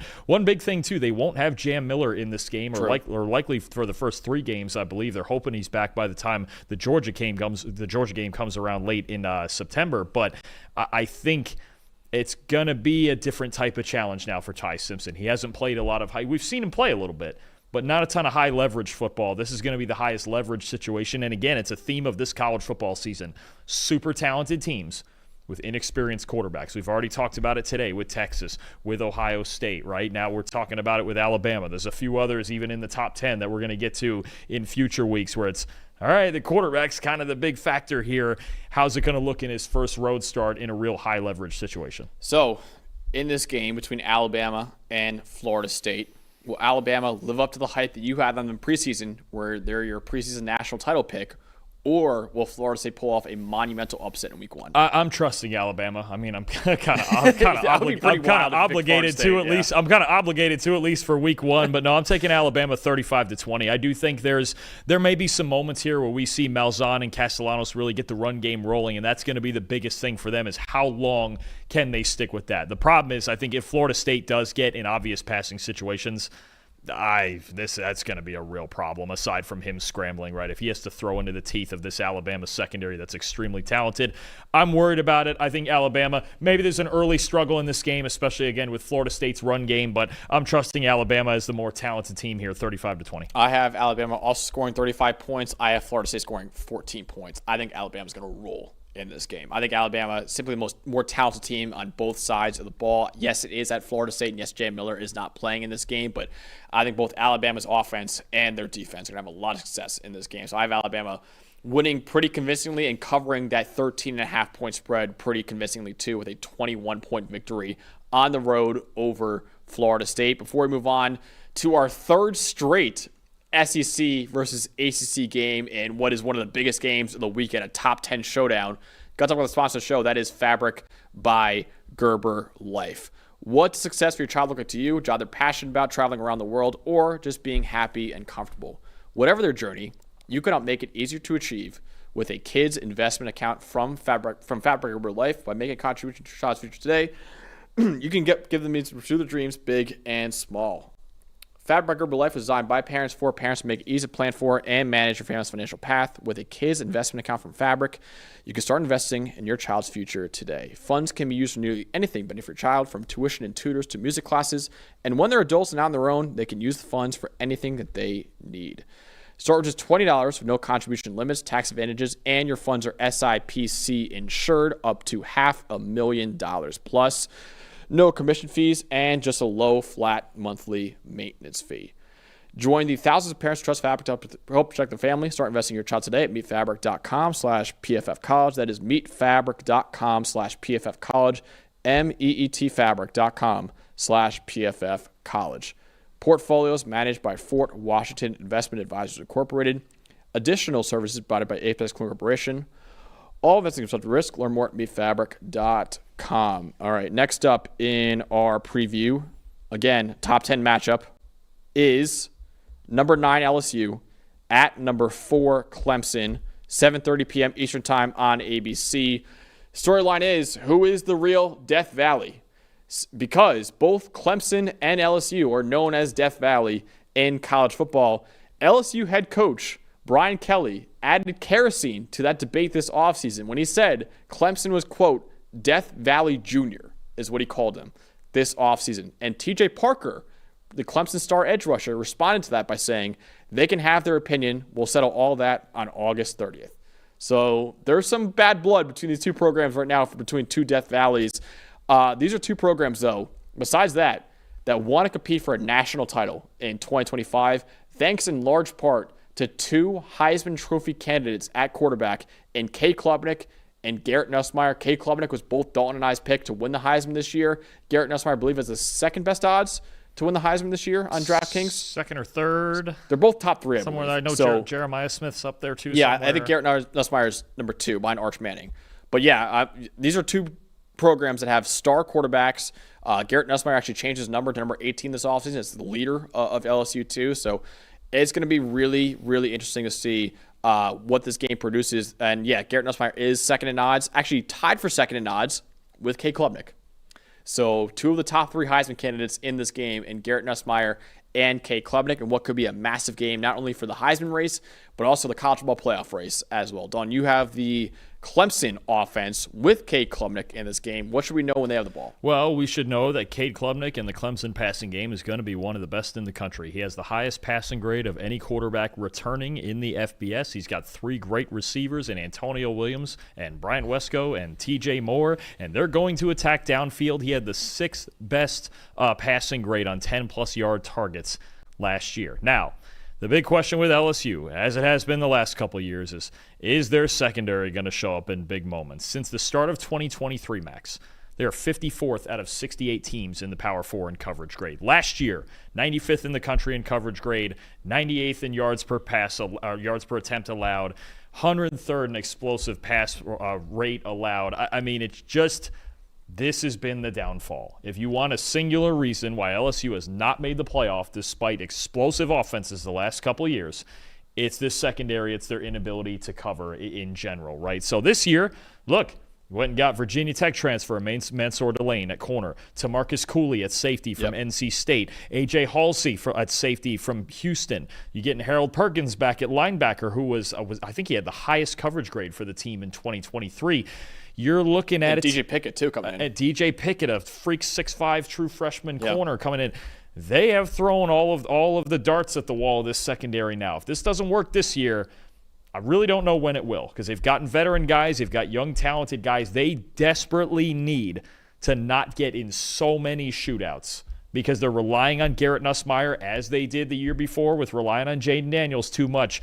Offenses like this should not lose as many games as they do. And it's simply because they haven't been able to cover. You just can't be in the SEC and be 95th in coverage grade. They've got a massive test right off rip at one of the Death Valleys, week 1 against Cade Klubnik in this passing game, which absolutely exploded last year. If LSU secondaries, that's the unit I'm watching in this game. They have to be better. If they're not, we're going to get the same old result. And if they are, the one weakness I would say for Clemson is the lack of a true answer at running back right now. If you make Clemson rely on their run game in this game, that's the avenue for LSU to win this game. Absolutely. I think, and it's funny because you wouldn't think with Clemson's defense that LSU would want to get in a low-scoring game, but they also might not have a choice. And I know you're about to talk about some things with Clemson's defense, but I don't think you can sit here and assume you're going to walk in there and score 35, 40 points on this team. You have to be able to keep yourself in it and make stops against really good passing games, and they're seeing an elite one this week right off rip. My matchup to know is, can LSU's new-look offensive line handle, in what is my opinion, the best defensive line in college football? So LSU last year had one of the best offensive lines in the country, but they lost 4 of 5 starters from that unit. In the 2025 NFL draft. All 4 of them were drafted, including the number 4 overall pick in Will Campbell, their left tackle.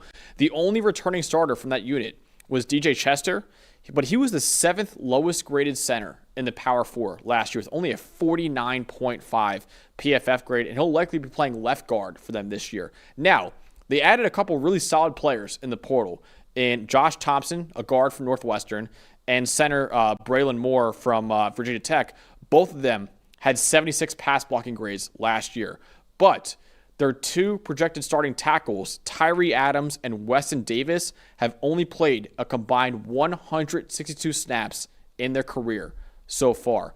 Now, all of that could be a major issue considering Clemson, in my opinion, like I said, has the best defensive line in the country.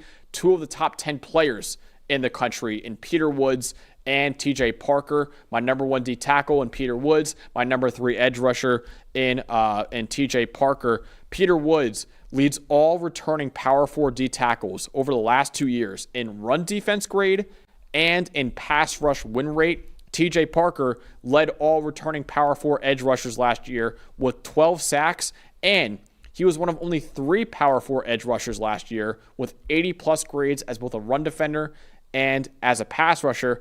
Garrett Nussmeier last year was very solid under pressure. He had the 24th best passing grade in the country under pressure. But he's not very mobile. He's not much of a threat with his legs, and he really likes to deliver from a clean pocket. If you do not give him those clean pockets all night on Saturday night, it could be a very long night for this LSU offense. Yeah, I'm a tad uncomfortable with the idea of LSU's lack of balance. And you mentioned it. I think one advantage that Clemson does have in this game is that Nussmeier doesn't add much as a runner. Cade Klubnik does, right? He can be a part of the running game also. But here's a fun fact for you, and this is where the offensive line is going to come in, especially against Peter Woods and those guys. So last year, in all 4 of Clemson's losses, they gave up 170 rushing yards or more, right? Max, I'm going to pop quiz you. How many times last year did LSU run for 170 yards? Once or twice. 1 time, and that came against South Alabama. If you don't have balance, if you don't find some sort of balance to me with Caden Durham and this running game for LSU, and you can't just rely on Nussmeier against this defense to drop back and beat him every snap. If you don't have some sort of balance, I think you have a huge problem against Clemson because you just don't want them sitting back there. We'll see how Tom Allen's calling the defenses too. That's another story. Tom Allen, their new defensive coordinator. But with all of the talent, especially the pass rush talent against a new offensive line, you do not want to be constantly in 3rd and 9 trying to play catch up on the chains because you can't run the football. And LSU last year, their best games are when they had balance and they could run the football. I even think back to the South Carolina game when they were down early and the momentum came back because of the run game, because of Caden Durham, because they had balance, and you could leave these defenses off balance and on their heels. If LSU doesn't find a way to balance this thing out, I get really worried because this Clemson defense is too good to be one-dimensional against them. I really like the LSU running backs they have, right? Caden Durham's a really good player. Yeah. Harlan Berry, the number 1 running back out of high school, could have a huge impact year 1 for them too. But we've said it time and time again here at PFF. If you don't have a good offensive line, I don't care how good your running backs are, it's really hard to have a really good run game if your offensive line has too many problems. And these are big monsters inside here that Clemson has. When you got Parker and Woods and DeMonte Capehart and these guys, it is to me the biggest concern on that side of the ball is, I mean, legitimately, can LSU block Clemson? We're going to talk about that a lot with a lot of teams, but can LSU block Clemson? Can they block them? Because those are superstars up front. So I predicted LSU and Clemson to make the playoff. I predicted Clemson to win it all this year. You had Clemson in your national title game too. Who will win this massive top 10 showdown in week 1, not only between the two Death Valleys, but the two best Tigers in college football between Clemson and LSU? Well, I could just be a cheese ball and say the Tigers are going to win. Of course, I could do it, Max. I would never be wrong. That would be the best part about it. But I'm taking the home Tigers. The Clemson Tigers, I think that lack of balance for me, the questions on the offensive line from LSU, you talked about it before. If Clemson doesn't have balance, yes, they could have a problem. But I feel better about their situation, especially with what Cade Klubnik can add on the ground, than I do with Garrett Nussmeier. I need to see this LSU coverage unit play better before I start anointing anything. And obviously they got a lot of veteran transfers and players that we do like. I really like A.J. Halsey from Houston, the safety. I just think right now I feel better about Clemson being more well-rounded, especially in Clemson where they very, very rarely lose. And when they did even lose a game last year, it was against Louisville, who ran the ball all over them, and even South Carolina, who they had issues on the ground against. To me, if you're going to beat Clemson, got to run the football. I don't trust LSU's ability to do that against that defensive line. 2 one-dimensional. Clemson 34, LSU 26. I have Clemson 35-24. I think Clemson's defensive line will dominate LSU up front, and I think Cade Klubnik and the elite group of weapons he has, which is a top 3 receiving core in the country, in my opinion, they'll be way too much for LSU's new look defense to handle. I think it'll take LSU some time. I think LSU's defense will be improved from what we saw the last few years, but it'll take some time with all those new pieces there in that defense in this kind of game too. So I think Clemson's offense will have success, and I think Clemson's defensive line will take over this game. I think this will be, when you and I talk about this game on Sunday morning on the review show, we're saying, yeah, they went off against LSU's offensive line. I think Clemson's D-line will be the difference. And one other thing to note is a lot of those teams that ran well on Clemson last year, they ran to the edges. Okay, you mentioned Texas in the outside zone when we covered that playoff game. Louisville did the same thing. They got to the edges. LSU does not run to the edges very much at all. Their run game, when they do use it, is very straight ahead, very between the tackles. I think at the end of the day, Peter Woods is a massive problem for this LSU Tiger team, especially running the football. I think he could really take over the game on the inside. All right, let's take a break from SEC versus ACC. We have another one coming up after this one. But next up is a former Pac-12 showdown. Pac-12 after dark. Pac-12, it's back, right? It quite literally is, basically. It's unfortunately now Big 12 versus Big 10, but it's an old Pac-12 game. And Utah at UCLA, 11 p.m. Eastern time on Fox. We're going to be up until 2 a.m. watching this ball game. Can't wait for that, though. These are two programs that are hoping a transfer at quarterback will lead to a bounce-back season for them, because both Utah and UCLA were brand new members of their conferences last year. UCLA in the Big 10, Utah in the Big 12.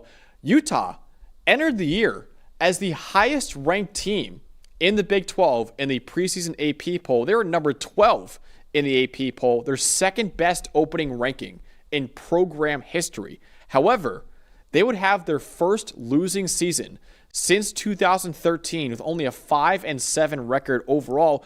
And the biggest reason for that was their revolving door, really, at quarterback. They had the worst passing grade in the Power 4 last year at 48.4. 4 different quarterbacks started games for Utah last year.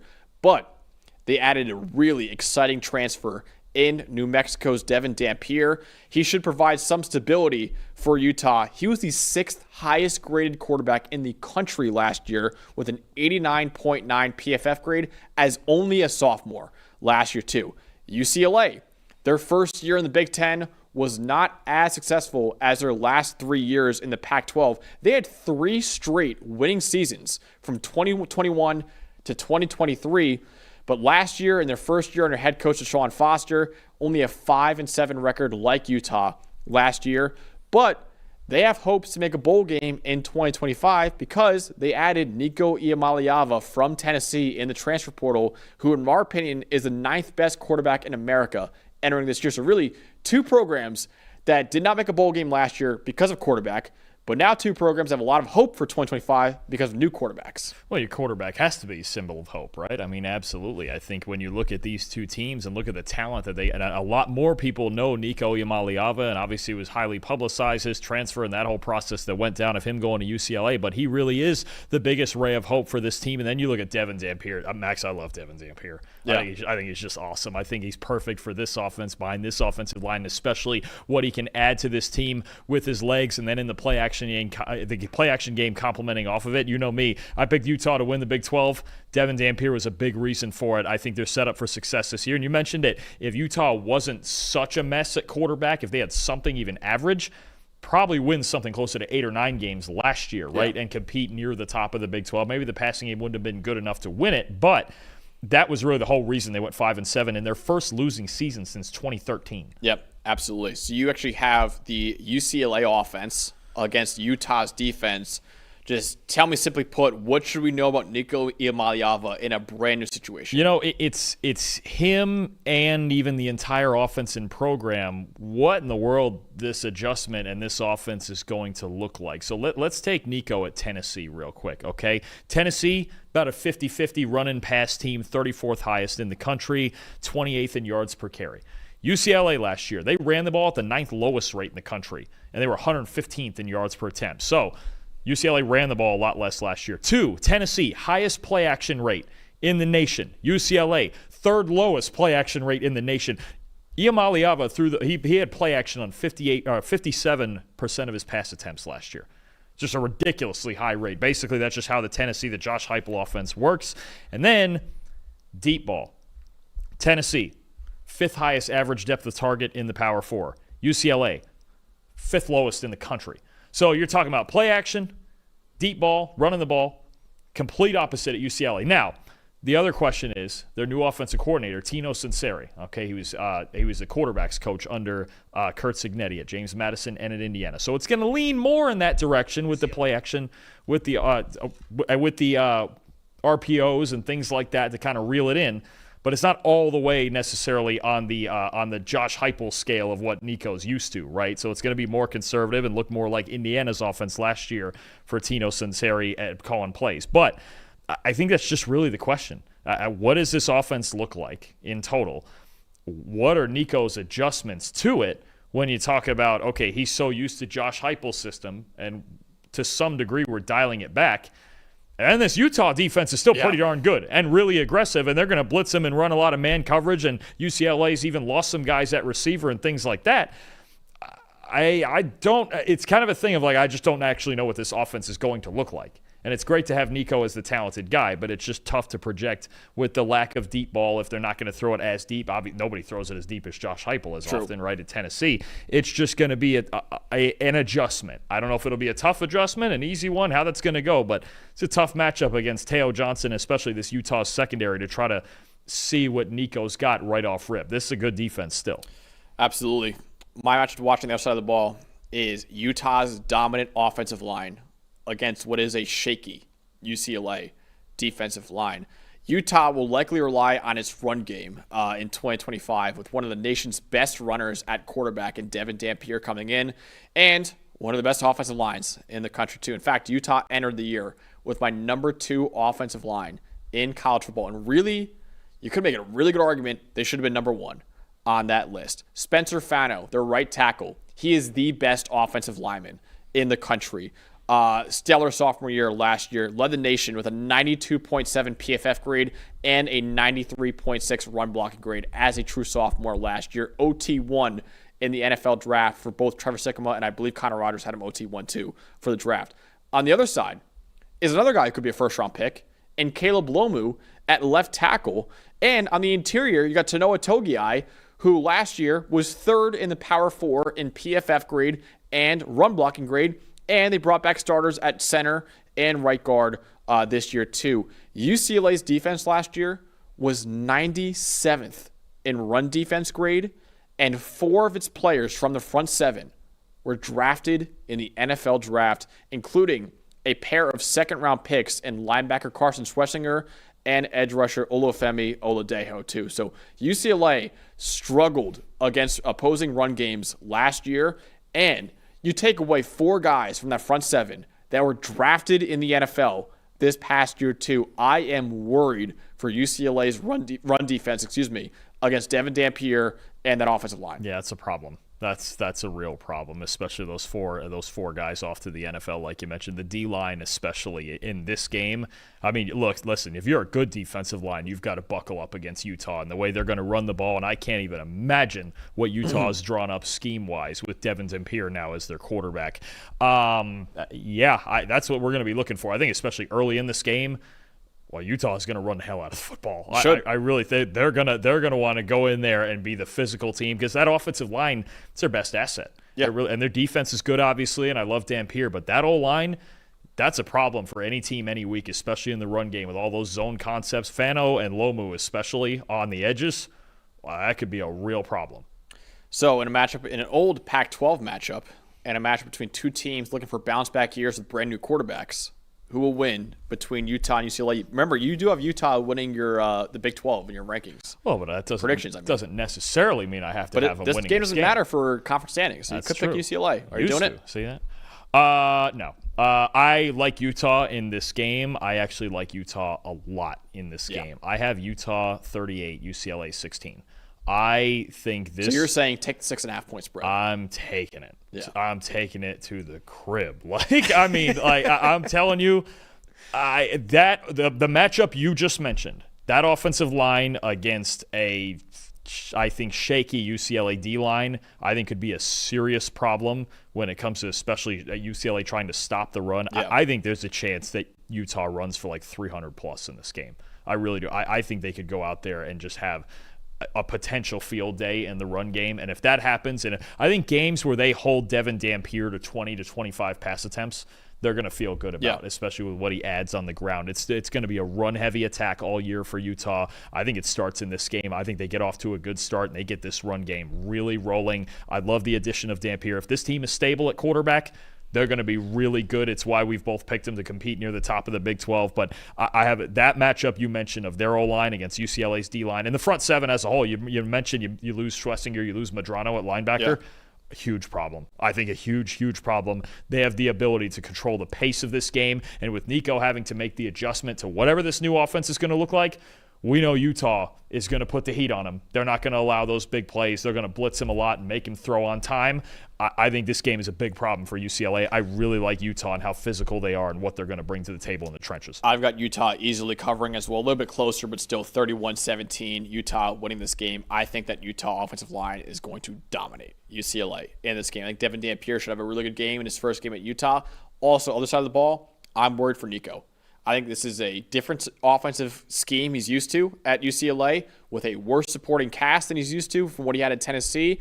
And you're going against Kyle Whittingham, one of the best defensive minds in college football, who always produces elite results on defense. Even last year, they had an elite defense last year. I am worried for Nico Iamaleava in this game too. Agreed. Without play action last year, his passing grade was 65.6. Yeah. It's not great. A lot of it was the arm strength is obviously great. Nico's got all the tools in the world. But this is an adjustment now. It really is, and you're not just going to be able to take the deep shots like you did every week at Tennessee. I think this is a very bad matchup for UCLA. I do. I agree. So both of us are saying take the 6.5 points for Utah over UCLA. Next up, and the third time in 4 games that we're having an SEC versus ACC preview here, number 13 South Carolina against Virginia Tech in Atlanta on Sunday at 3 p.m. Eastern Time on ESPN. The storyline to know, Dalton, it's the Battle of the Beamers, man. Because the first time since 1991 that South Carolina is playing Virginia Tech, in that game in 1991, Virginia Tech's head coach was Frank Beamer. He was the Hokies head coach for 29 years, and he was so good there, he was inducted into the College Football Hall of Fame in 2018. His son, Shane Beamer, played for him at Virginia Tech from 1995 to 1999, and he spent 5 years under his dad as an assistant coach from 2011 to 2015. So Shane Beamer, a lot of ties with Virginia Tech too, but he's now the head coach at South Carolina. Last year, South Carolina top 20 in the AP poll, their best final ranking in over a decade. 2013 was the last time. J.J. Van Clowney's final year at South Carolina was the last time they were ranked that high in the final AP poll. And Shane Beamer has legitimate college football playoff aspirations this year with a star quarterback in Lenora Sellers. But that all starts this week against Virginia Tech, Dalton, in a stadium that has a statue of his dad outside of the stadium. So he's going into enemy/friendly territory there. Shane Beamer is at Virginia Tech, his alma mater.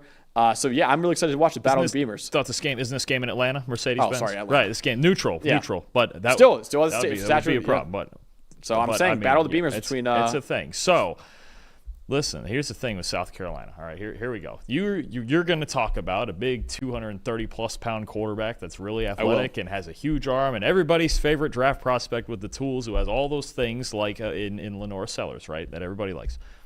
Virginia Tech's kind of sort of got a guy like that of their own in Kyron Drones, right? And Drones is kind of the forgotten guy. He ended last season hurt. There was some struggles. Obviously, Virginia Tech went 6-7. But, one thing I'm looking at matchup-wise here, I've been saying with South Carolina, they lost a ton of pieces on this and it was the top 5 defense in the country last year to me. When you look at all the pieces they lost, Kyle Kennard, Tonka Hemingway, T.J. Sanders, Demetrius Knight, Bam Martin Scott, right? Nick Emanwari.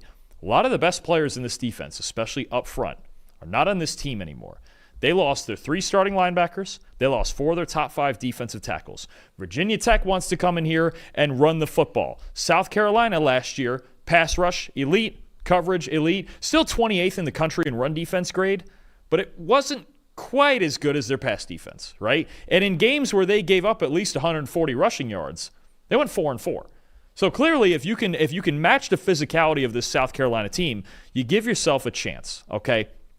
Obviously, Virginia Tech, I've mentioned, similar offense, run the ball, play action shots downfield over the top. Kyron Drones is 235 pounds, 82 rushing grade over the last 2 years, top 20 mark among quarterbacks, 17th among that group with 49 missed tackles forced, 13th with 46 explosive runs. He's a problem. I think when you talk about some of the most mobile quarterbacks in the country, Kyron Drones is really a problem. And now you talk about returning Jeremiah Coney at linebacker. Terrion Stewart, the Bowling Green transfer, is a missed tackle machine. Watch some of the Bowling Green tape. He just refuses to go down. Braden Bennett from Coastal Carolina. Also, this is a deep stable of rushers that I think if Virginia Tech can find a way to get in a rhythm with the run game early, and then hit a couple play-action shots because Drones is way better on play-action than he is without. He's got a 90 play-action passing grade over the last 2 years. If Virginia Tech can get the wheelhouse of their run game going, I think this is a problem for South Carolina. There's not a ton of experience in their front seven right now. You've got Dylan Stewart and Brian Thomas Jr. off the edge, but you look at their defensive tackle situation and you look at their linebackers situation, there's a lot of missing pieces from last year's defense. It would not shock me at all if in this game Virginia Tech has a lot of success running between the tackles. And even you've mentioned with Dylan Stewart, the reason that he was number 2 in the edge rankings behind Colin Simmons is because Colin Simmons is a better run defender. Yeah. Dylan Stewart, mediocre run defense. This front seven for South Carolina is going to have a challenge with Kyron Drones and this rushing attack that gives a lot of different looks. If they have issues early, I think there's a chance here that Virginia Tech's run game could really cause a problem for a very new South Carolina front seven. And South Carolina's run game can also cause a problem for Virginia Tech because Lenore Sellers is back there at quarterback. And Rasul Faison, right, is officially He was declared eligible yesterday. Yeah. Big time news for South Carolina as well. But Lenore Sellers, really the matchup to watch on that side of the ball. Can Virginia Tech limit the big plays from Lenore Sellers? See right there. He is a big game hunter. 4th best deep passing grade in college football last year. Most forced missed tackles among all Power 4 quarterbacks last year. No quarterback in America has the physical tools that Lenore Sellers does. In fact, the only comparisons you can make are like Cam Newton, Anthony Richardson. Those are the types of athletes you have. Freaks. Just freak athletes. And both those guys were top 5 picks in their drafts. A lot of people think Lenore Sellers can be a top 5 pick in the 2026 NFL draft. He is a home run hitter, but also he strikes out a lot like early career Aaron Judge, big power hitter for the Yankees, but struck out a lot. Now he's obviously one of the best players. Just had to get a Yankee in baseball. In there. Had to get it, of course. But Lenore Sellers, 70.9 passing grade on attempts under 20 yards last year. That was 87th in the country, well below average on short and intermediate throws last year. Also, 4.6% turnover-worthy play rate was the second highest in the SEC last year, and 11 fumbles last year were the second most among Power 4 quarterbacks. Virginia Tech last year had a really good defense, a top 30 defense in the country in terms of EPA per play. However, they were 85th in explosive pass rate allowed at almost 15%, and they were 89th in coverage grade last year, below a 70 coverage grade as a team. They also struggled with dual threat quarterbacks last year too. 7 of the 14 quarterbacks that they played last year had at least 50 rushing yards against Virginia Tech last season. So Lenore Sellers, as maybe the best rushing quarterback that we have in the country, or at least one of the 5 best in the country, with one of the biggest arms in the country as well, who wants to take those deep shots, is a really good Va-Tech defense, but also it's one that gives up big plays from last year at least, and also doesn't really do well against dual threat quarterbacks. If Virginia Tech can make Lenore Sellers win inside of the pocket in the short and intermediate range, the Hokies have a chance of upsetting South Carolina. Yeah, I think controlling the game, the pace of the game is going to be big for them. Sellers, look, he's going to get what he gets on the ground, right? And Virginia Tech, as always, are going to have a pretty good pass rush led by Ben Bell up front. I think you mentioned it. You prevent explosives.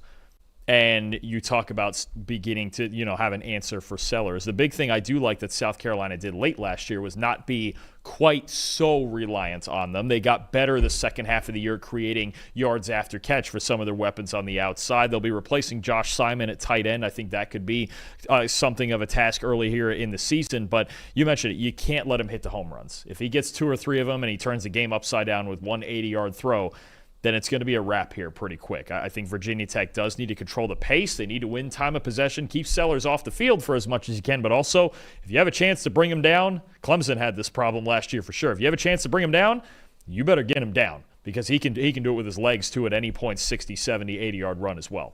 So in the battle of the Beamers, will Shane Beamer beat his alma mater and a program that his dad really built up, or will Virginia Tech pull off a massive upset on Sunday? I think this game is closer than people think. I think Virginia Tech's run game with the inexperience of South Carolina's front seven, I think could be a serious problem if they get it going. We're going to know early. We're going to know very early. If Virginia Tech gets a lead in this game, I think you have some real danger here for South Carolina. I do. And their wide receivers, for as much as Nick Harbor and those guys, they're all coming back. I do like that their top 3 receivers are all retained from last year. I do think we need to see one of those guys get proven. Most people are expecting Nick Harbor, the big 6'5", 230-pound freak out there who can run like the wind. They need somebody to be their top guy this year because they really didn't have that last year. It was just Sellers creating. I'm taking South Carolina. I have it razor thin. There is a story came out this morning, I believe, about Caleb Woodson, Virginia Tech's middle linebacker, who was arrested overnight, either last night or the night before, and he is uncertain to play in this game. We heard that from Brent Pry before the show came on. Uncertain to play in this game, very concerning. He was their highest graded run defender returning to this team, which is an issue. I think that makes a difference. And I do think Rasul Faison being named eligible for this game in time, and he's been practicing. He got a waiver to practice already, so it's not short on practice time. They weren't sure if he was going to play in any games. NCAA clearing that, I think, is a huge boost. He had a great year at Utah State last year. And we saw how important Rocket Sanders was to that offense last year, absolutely. too. This is still for as much as everybody's talking about Sellers, this is still a team that's going to want to run the football, right? And with Faison, now you have Isaiah Augusta, who can go as the 2-back, as the goal line guy. He's more bigger, physical. Oscar Attaway from last year. You got a really good crew now with Faison, to me, as the headliner, plus Sellers running the ball. I have it close. I don't like the Woodson development at all because, again, he was their highest-graded run defender returning to this team. I have it written down 31-30. I'm starting to think it might be closer to the score that you have here, but I do think this is going to be a tighter game than people think, a one-score game. But I have South Carolina 31-30, at least on paper for now. Don't like what we've heard the last few hours on the Virginia Tech side. So you like Virginia Tech plus 7.5? Yeah, I'm in on that. That's a good number. The 7.5 is a good number, and I do have my questions about this South Carolina defense responding to so many losses. One thing I also think works in their favor, though, the secondary with Jalen Kilgore and those guys is still going to be pretty good. I got a lot of questions about Virginia Tech's wide receivers and what exactly they have out there.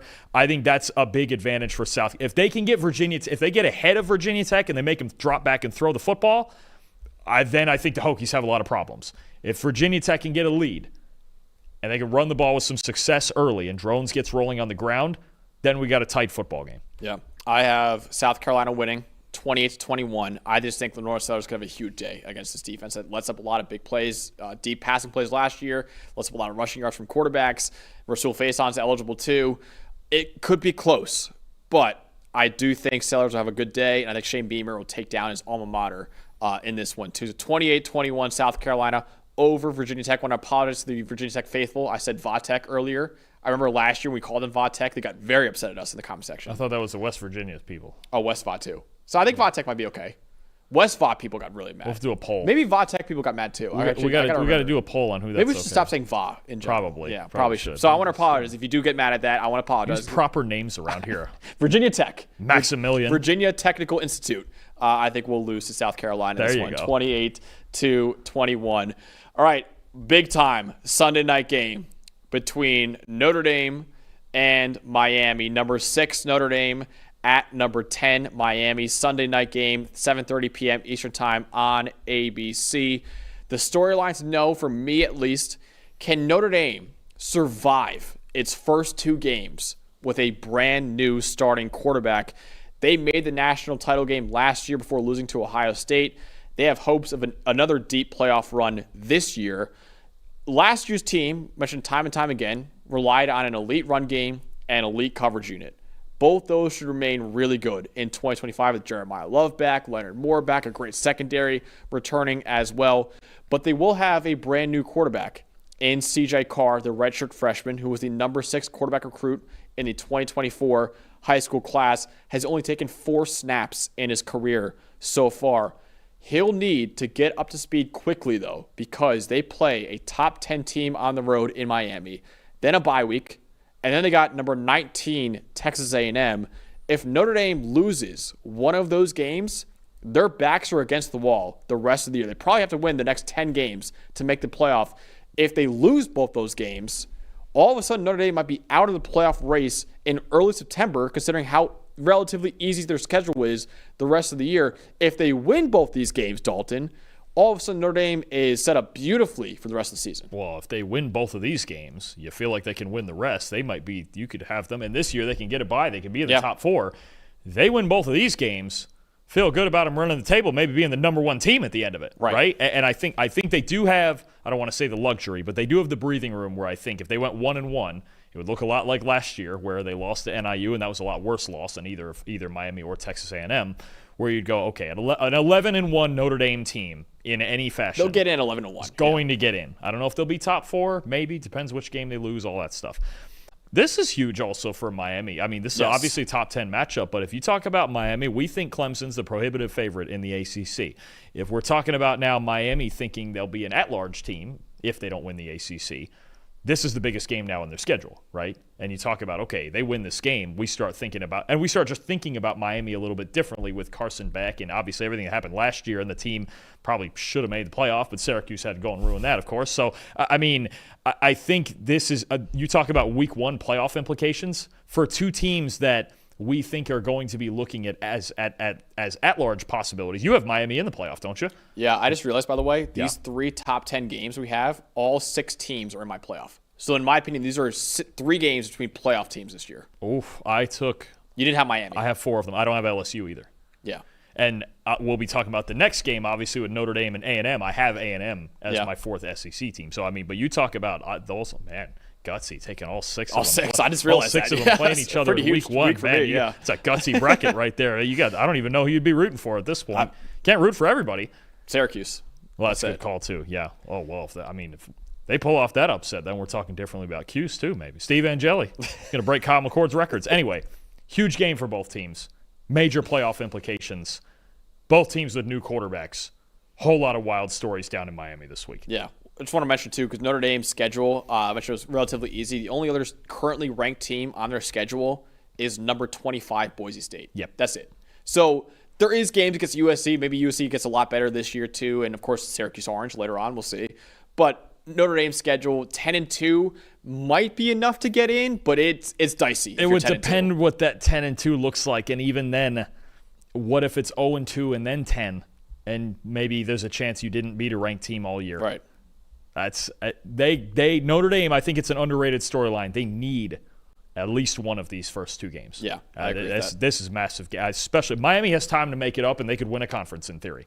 Notre Dame doesn't have that luxury. Right. So you have the Miami offense with a brand new quarterback in Carson Beck, replacing the number 1 overall pick in Cam Ward. But Carson Beck, at least in our opinion, is probably the best you could do in the portal to replace him. Sure. And I think the challenge in this game is he's going to a team that, look, not only did they lose their Heisman finalist quarterback, Cam Ward, they did replace him with Beck, which is a great replacement, but they lost their top 6 leaders in receiving yards last year. You talk about Xavier Restrepo, Elijah Arroyo, Jacoby George, Isaiah Hortons at Alabama. I mean, this is a whole new receiving core, too, with not a single player that had 500 yards last season. The most notable player, LSU transfer C.J. Daniels, who had a great 2023 at Liberty, but dealt with some injuries and some struggles last year at LSU.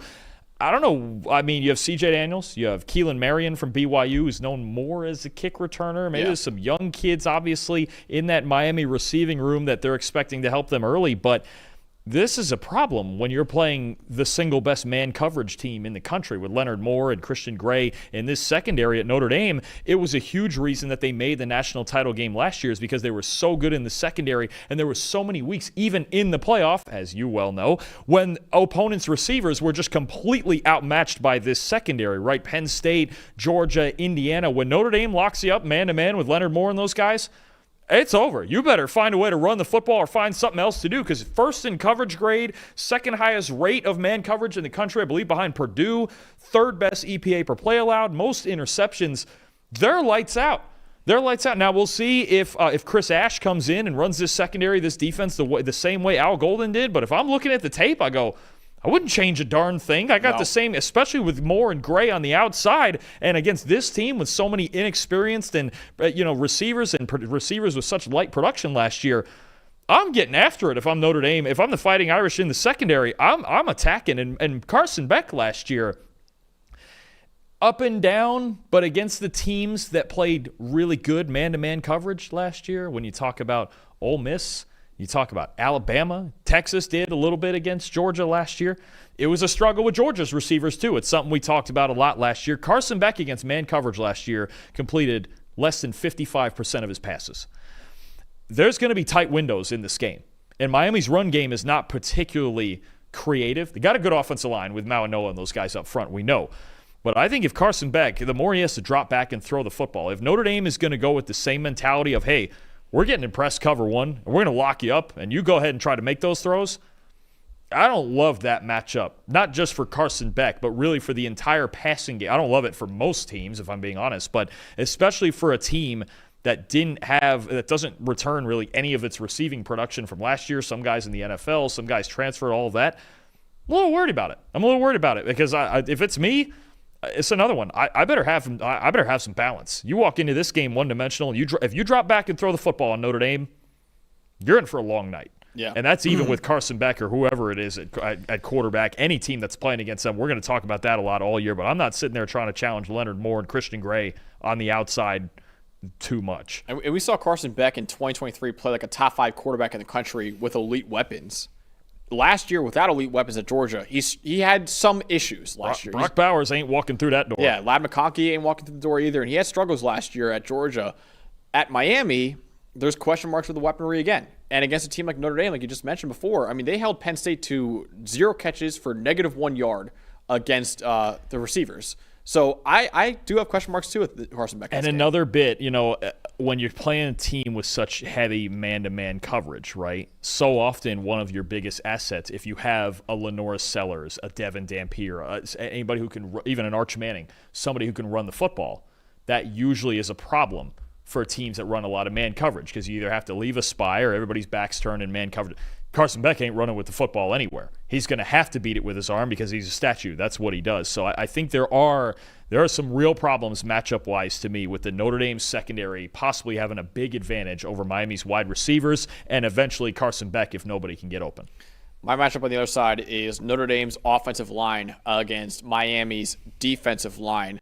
This should be a war in the trenches. Notre Dame, a top 10 offensive line in the country for me entering the year. Very exciting tackle duo in Emil Wagner and Anthony Knapp. Wagner, my number 5 tackle in the country, finished his junior year as the 3rd most valuable tackle in the Power 4, according to our wins above average metric. Anthony Knapp started 15 games at left tackle last year as a true freshman. 69.2 run blocking grade. Billy Schrouth is a returning starter at left guard. Only allowed 1 combined sack or hit on 363 pass blocking snaps in 2024. Now, they will be without a potential star at guard in Charles Jagusa. He suffered a broken arm in July, unfortunately. He should be one of the best interior offensive linemen in the country when healthy. He will probably not be playing in this game, though, against Miami. Miami, meanwhile, has a top 10 defensive line in college football. Ruben Bain Jr. is back for another year, one of the best edge rushers in the country, top 5 edge in the country, in my opinion, and a projected top 15 pick in the 2026 NFL Draft. He is 3rd among returning Power 4 edge rushers with 73 pressures over the last 2 years. 17% pass rush win rate is 4th in that group. Akeem Mesidor is back for another year. a couple former 5-star recruits at D tackle they have as well, and edge rusher. Notre Dame's offense is built around the run game with the best running back in the country in Jeremiah Love. But even he cannot shine unless the offensive line creates holes for him. And like I mentioned before, you have a brand new quarterback and a redshirt freshman in CJ Carr.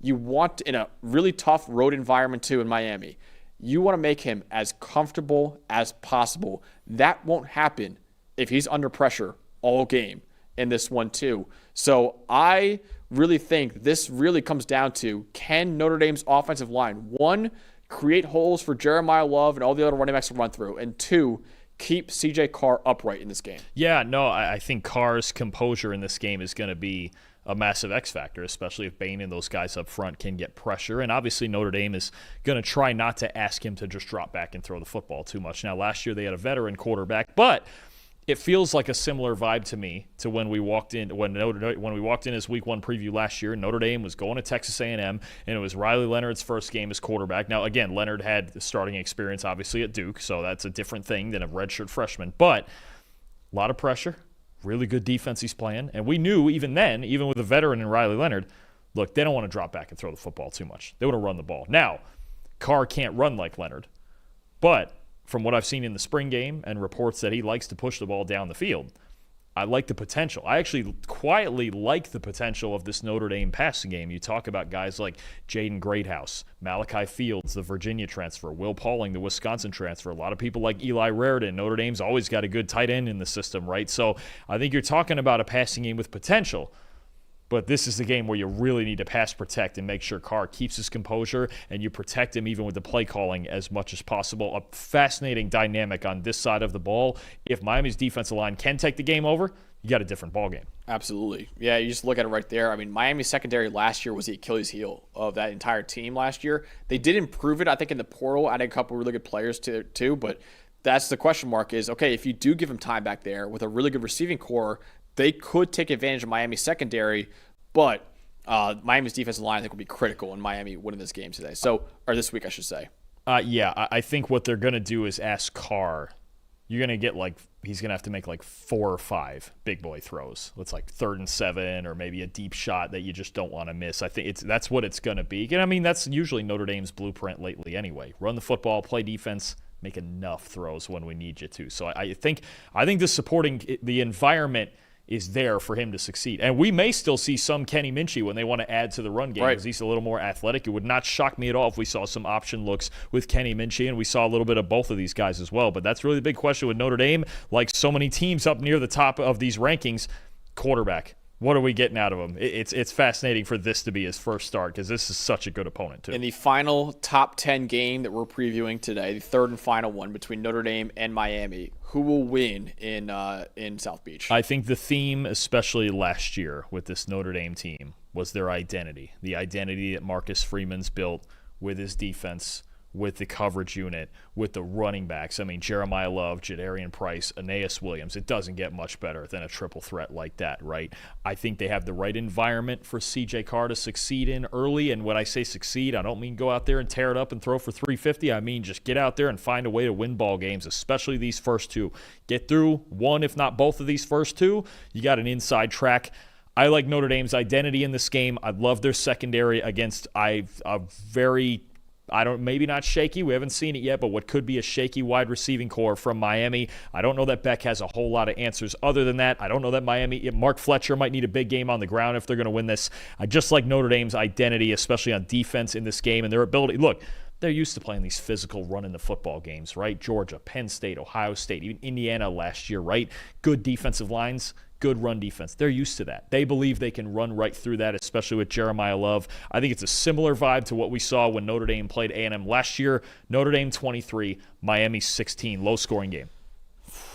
So in these top 10 games, I agreed with you that I took Texas over Ohio State and Clemson over LSU. I have Miami win this one. I have 24-23 Miami. I really think it's a coin flip between these two right here. I just think I know more about Carson Beck and what to expect from him. I know it's not a great matchup for him against Notre Dame, but Notre Dame's quarterback battle really went down to the wire between CJ Carr and Kenny Minchie. I really think it came really close to picking Kenny Minchie outright to win that job.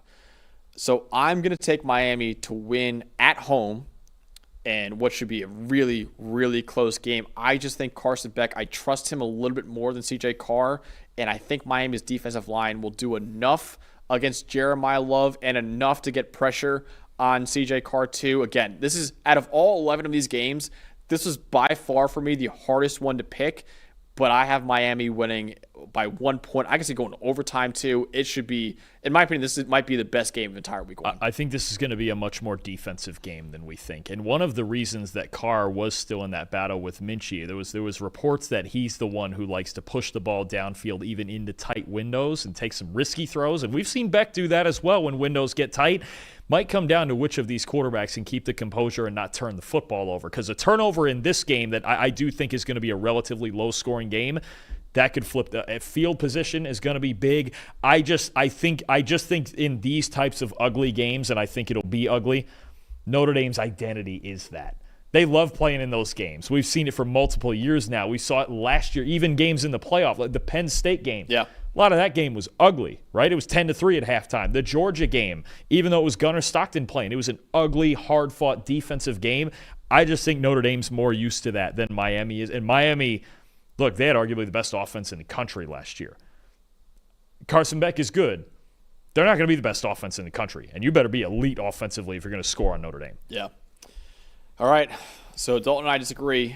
Dalton's got Notre Dame winning. I got Miami winning. The final game in our week one preview is TCU at North Carolina on Monday night, 8 p.m. Eastern Time, Monday Night Football, which will be familiar for the new head coach of North Carolina. The storylines to know is obviously Bill Belichick in his first game as a collegiate head coach. There were 29 schools that changed coaches this offseason. None of them made a bigger splash hire than North Carolina, who brought in Bill Belichick to replace a legendary Mac Brown. They brought in an even bigger legend in Bill Belichick, widely regarded as the greatest head coach in NFL history. He won a record 6 Super Bowls with the Patriots and 333 total victories as an NFL head coach, are the second most all time. But he's never coached in the college ranks, not even as an assistant coach. This will be the first time ever that Bill Belichick is on the sidelines for a college game other than the games he went to scout players when he's with the Patriots. So it'll be interesting to see how his style of coaching translates over to the college game, but still, it feels like a very worthy gamble for North Carolina to bring in the greatest head coach in NFL history. This is the team out of anybody that we've previewed or anybody we've talked about over the last couple months. This is the team that I think is the biggest mystery in all of college football. I have no idea what to expect from North Carolina with Bill Belichick for the first time ever as head coach. Steve Belichick, of course, is defensive coordinator after being at Washington last year with Jed Fish.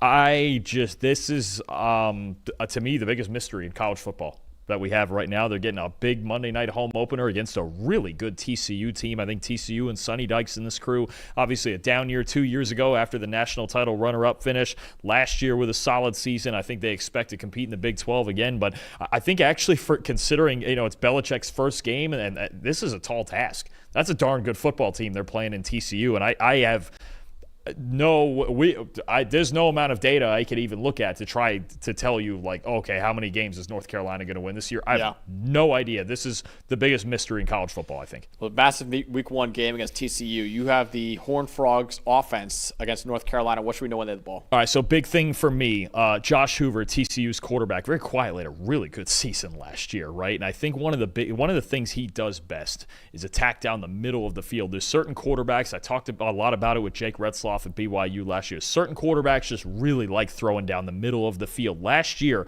Josh Hoover, 91.5 passing grade down the middle third of the field, right? I cut it into 3 18-yard roughly increments there equally. That middle 18 yards, 91.5. What you see out of TCU's offense, slants over the middle, seam routes, deep posts that split too high looks, that's where they want to strike, is right down the middle. 166 pass attempts, Max, down the middle third of the field for Josh Hoover last year. I got a pop quiz for you, all right? That's the most in the Power 4, second most in the FBS. Who is the one player with more attempts than that over the middle third? The middle of the field. This is a fun one. There's a connection here. It's a fun one. In this game? Not in this game, no, but there's a connection here with this. One quarterback in the country had more attempts over the middle third of the field than Josh Hoover. You're stumping me here. Is it – I know Riley Leonard did it a lot, but I'm not going to say Riley Leonard. Not Riley Leonard. Who is it? The connection here is that it's Josh Hoover's old teammate, Chandler Morris. I was thinking about him too. When he was at North Texas, he was the only player with more attempts down there. I just thought that was fun that those are the top two guys, of course. Chandler Morris, great year at North Texas last year. Now he's a starter at Virginia. Either way, I just had to throw that in. I got to quiz you sometimes. See if you actually know everything like you tell me you do. But either way, they want to attack down the middle of the field. Now, I think there is reason to believe, at least, that Steve Belichick and this defense, and I think it's actually a pretty good secondary. I kind of like the guys, especially Thaddeus Dixon out there at corner. I kind of like some of the guys that they have in the secondary for this North Carolina defense. Struggles more, Josh Hoover does, with single high looks. Steve Belichick, a heavy single high coach last year at Washington. A lot of man-to-man coverage. It's a team that struggles to throw against man-to-man coverage, kind of like I talked about with their Big 12 rivals Baylor and Sawyer Robertson earlier, right? They like to beat zone coverage, not as great against man. I think Steve Belichick on the defensive side here, I think he's going to play it aggressive. I think he's going to play it the same way he did last year at Washington. I think TCU is going to have to ask Eric McAllister or somebody in that receiving room, hey, you got to win one-on-one because they're coming up. Bill Belichick always liked man-to-man with the Patriots. Steve Belichick liked it ever since he's been calling plays. That's continuing. He even brought, like I said, his best corner, Thaddeus Dixon, over with him from Washington. There is a world here where Steve Belichick causes Josh Hoover some issues in coverage because he wants to attack the middle of the field, but I think this defense could be designed to give him some problems if they can get him in those obvious situations. Absolutely. So my matchup to watching the other side of the ball is which new face will step up for North Carolina offensively, because they do have an exciting new quarterback starting for them in Gio Lopez, who posted an 81.4 PFF grade as a redshirt freshman at South Alabama last year. However, the Tar Heels have a completely new supporting cast for him to work with because they lost their superstar running back, Omarion Hampton, who was a first-round pick by the Chargers. They also lost their top two pass catchers from last year's team, and all of their replacements are pretty much in-house guys too, aside from Isaiah Johnson, a wide receiver, but even he had less than 300 yards last year at Michigan State.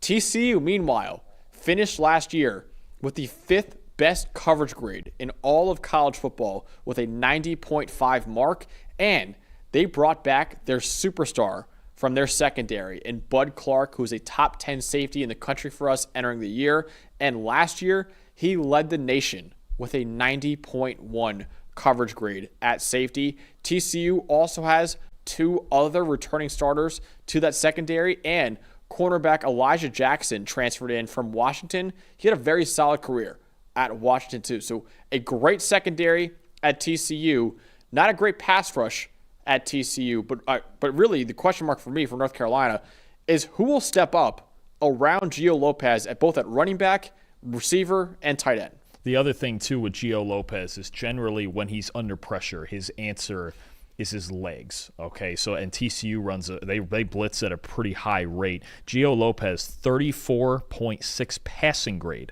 under pressure last year. Now, a really good rushing grade. He takes off and makes plays outside the pocket with his legs more often. Good runner who can break tackles. If TCU also, I think the same game plan we talked about for North Carolina, if they come out aggressive, do we believe that they can force Lopez into some mistakes, into Bud Clark in that really good secondary that you just mentioned? Because I do think TCU has an advantage against this passing. And really, this offense, we have no idea really what this offense is going to look like. I kind of like North Carolina's defense, like I mentioned, especially the secondary. The offense is a complete mystery to me. Yeah. And I think TCU also is going to come out aggressive. I think they're going to blitz Lopez. I think you force him to make throws under pressure. Keep him inside the pocket. He is a dangerous runner, but it's also his first to jump up. This isn't the Sun Belt anymore. You're talking about going from playing the Sun Belt to a team with a top 10 coverage grade in the country last year, right? So it's going to be a thing early in this game. I think especially that TCU is going to bring the heat on Lopez and make him make throws over the blitz. So, in Monday Night Football, where Bill Belichick has been very successful in his career in the NFL on Monday Night Football, Will he start off his college career with a victory over TCU, or will the Horned Frogs win this game? Trust me, I know plenty of those games, even on Monday night. Let me look up his record on Monday Night Football. Look that up, but I'm sure plenty of those wins came against the Jets, because that usually used to be a once-a-year thing too. But, it is what it is. Okay, so a lot of mystery in this game, especially around North Carolina. I do think for now that TCU is just the better football team. I kind of like both teams' defenses here. I think there could be a scenario where maybe this game is lower scoring than we think because both teams can get aggressive and have their advantages. But I just don't know at all what to make of North Carolina's offense right now until we see it, what it looks like, how the players play, how Gio Lopez does with the step up in competition. I'm taking TCU 34, North Carolina 24. Could the Bill and Steve Belichick factor make a big difference on defense? Yes. I just don't know if they're going to score enough on a pretty good TCU defense as well. I don't know what that's going to look like offensively. I feel like TCU is the team that I know what they're going to look like, and as long as Hoover doesn't have some sort of meltdown or put too many balls into tight windows, I like the Horned Frogs. I'll take them by 10. I couldn't find an exact record from him. As of 2017, he's 19-11 on Monday Night Football, but he might have had a few other games after that too. So I've never seen a Horned Frog, though. It's true. It's true. I've never seen a horned frog either, honestly. But is it a real animal or no? Yeah, I think they are. Oh, is it? Okay. I wasn't sure about that. I believe so. Are there actual I have horned TCU winning this game too. 31-24. I like Bill Belichick a lot. Obviously, he's the greatest coach of all time in probably football history. Just so many unknowns for North Carolina right now. And I do think TCU is a sleeper in the Big 12 this year. Josh Hoover, probably the second best quarterback in the Big 12 after Sam Leavitt, I would say. You could argue it. I think he would be. Hoover, the grades would tell you Hoover. Sawyer Robertson, a lot of people are liking. I want to see a little more from him. I'll probably give the edge to Josh Hoover right now over anyone else. My guy, Devin Dampier. Devin Dampier is close, but I'll give it to Josh Hoover. Okay. But yeah, I think TCU is a sleeper in the Big 12 this year. And North Carolina, I just have no idea what they're going to be like this year. And I'm scared of picking them to win this kind of game when I just have no idea what their team looks like. If they do win this game, however it's done, we start to look at them a whole lot different. Absolutely. A lot of people that like their ACC schedule is pretty favorable. There's a runway that if you can beat a team like TCU, you can beat a lot of teams in the ACC. Some people say me saying they're an unknown this year is a bad thing. It could also be a great thing. Could be. It could be a complete unknown in a good way. Or it's like they come out of nowhere and all of a sudden they're like an Indiana who comes out of nowhere, makes the playoff. Like maybe North Carolina under Bill Belichick can make a crazy run too. We don't know. Them in Colorado, I really feel kind of the same about right now, where I'm just like, especially offensively, I'm like, I don't really know what this is going to look like. Yeah. So I almost feel like I can't pick them.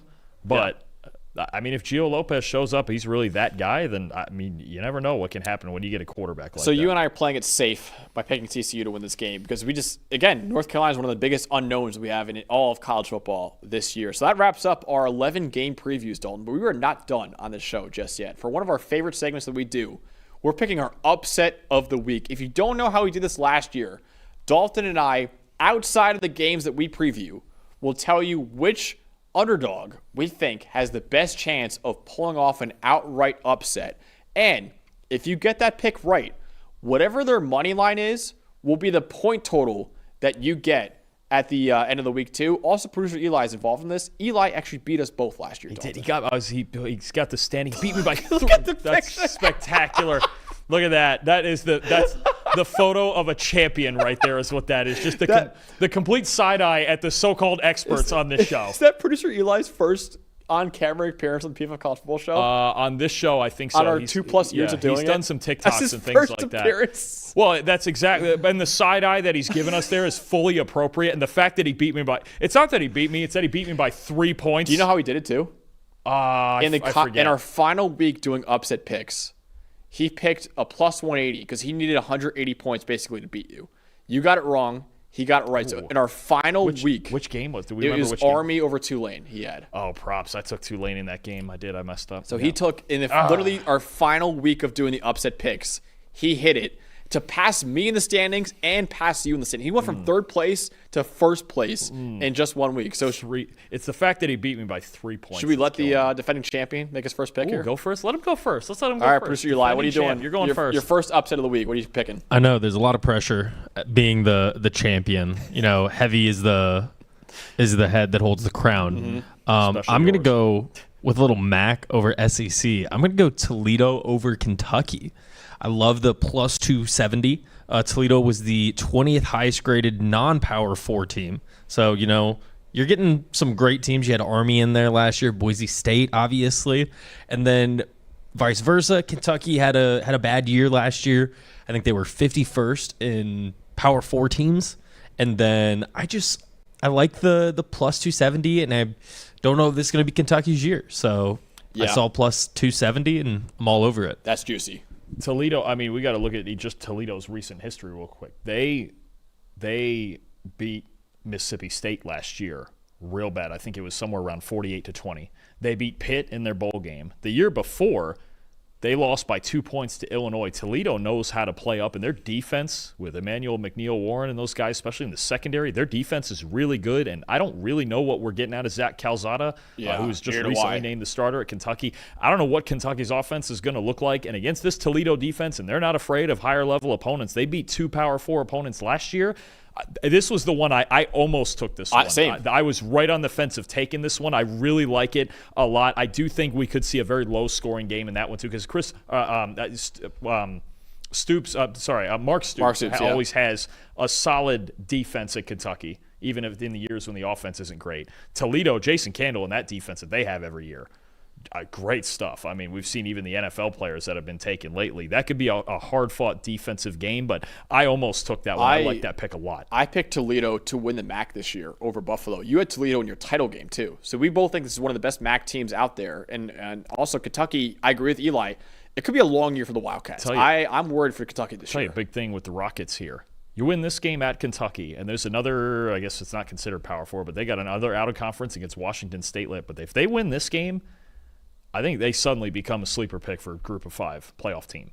If they do go on and win the MAC and all of that, they got a decent out-of-conference game, too, next week against Western Kentucky. But that's a sneaky important game in the Group of 5 race, and Toledo, I think, does have a very good shot to win it. Who are you picking for your upset pick? So I'm actually going the other way, and we have a situation where and you kind of brought me to this a little bit, my attention to this. We have a situation where a Big Ten team is going on the road to face an American team and is a 6 or 7 point underdog. Northwestern going down to Tulane. Tulane, the American runner-up last year. Northwestern went 4-8, had a lot of issues at quarterback, right? The defense is still pretty good. Got Cam Porter at running back. They brought Griffin Wilde in from South Dakota State at receiver. I like him. But the biggest reason Northwestern missed a bowl game last year was the quarterback problems. You got SMU transfer Preston Stone in there, who we really like, had a great 2023 before his injury that, allowed Kevin Jennings to take the job, even in small samples when we saw him last year. There aren't many teams that improved the quarterback situation more than Northwestern this season. Last year, it was Jack Lausch and Mike Wright, and a lot of guys struggling there. They were down there with Utah at the bottom of the passing grade rankings.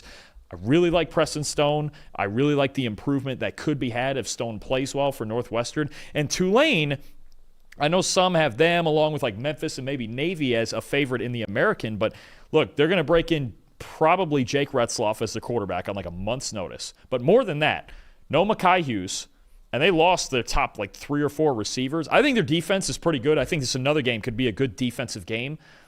I'm not sure what Tulane's offense is going to look like here. And again, if you have Retzloff and you're replacing Darian Mensah, that's a pretty good replacement, although he hasn't been there but for a few weeks. I'm going to take Northwestern plus 180 over Tulane in a game in New Orleans on the road too. But I'm going to have some faith here in Preston Stone. I think this Northwestern team is better than they showed last year. As long as they have a quarterback, they do this year. So I actually considered both Toledo and Northwestern. I actually had 3 finalists for this pick, and those were the other 2. But the one I love the most, Dalton, plus 370. Like Eli, I'm also picking an SEC team to lose. I have Southern Miss beating Mississippi State. Oof. Plus 370 in that one. Southern Miss, yes, they were 1-11 last year. But I think this is one of the best teams that we have in the Sun Belt this year. They completely remade that roster this past season. They have a brand new head coach in Charles Huff coming in from Marshall. He won the Sun Belt title last year at Marshall. Brand new roster, 10 of 11 starters on offense are transfers, 6 of 11 starters on defensive transfers. Josh Moten coming in from Marshall at cornerback. He was the highest graded cornerback in the country last year with over a 91 PFF grade. Braylon Braxton coming in from Marshall at quarterback. He was 4th in the Sun Belt last year in passing grade. And Mississippi State was terrible last year, especially defensively. They had the second lowest graded defense in all of college football and the lowest graded one in the Power 4.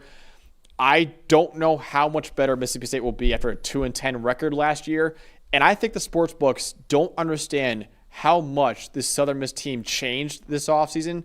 So plus 370 is way too juicy for me to pass up right there. I have Southern Miss pulling off an incredible upset. I believe they're like 14-point dogs right now. 13 or 14. And that's at home. That game's at Southern Miss. At Southern Miss, too. Yeah. So I'm picking Southern Miss to beat Mississippi State plus 370 to make a huge upset call in week 1. That's the one thing for Eli and me is we have road teams, right? Toledo's going to Kentucky. Northwestern's going down to Tulane. You've got a home team playing with a brand new head coach for the last year's Sun Belt champions, not a small deal, with the core of his team. Plus, I mentioned when we talked about this in our Sun Belt preview with Southern Miss, offensively, they've got a lot of pieces that came over from Utah State with Blake Anderson, the new offensive coordinator. It's a whole new football team, right? And they should absolutely be better than 1-11 with the pieces they have. And if we're assuming that this defensive core coming with Josh Moten and all those guys in the secondary especially and what they have on that defense, if we're assuming that core is anywhere near as good, especially in the secondary, Marshall was second in the country in coverage grade last year. Right. Texas and then Marshall and then Notre Dame. That's how good they were on defense last year.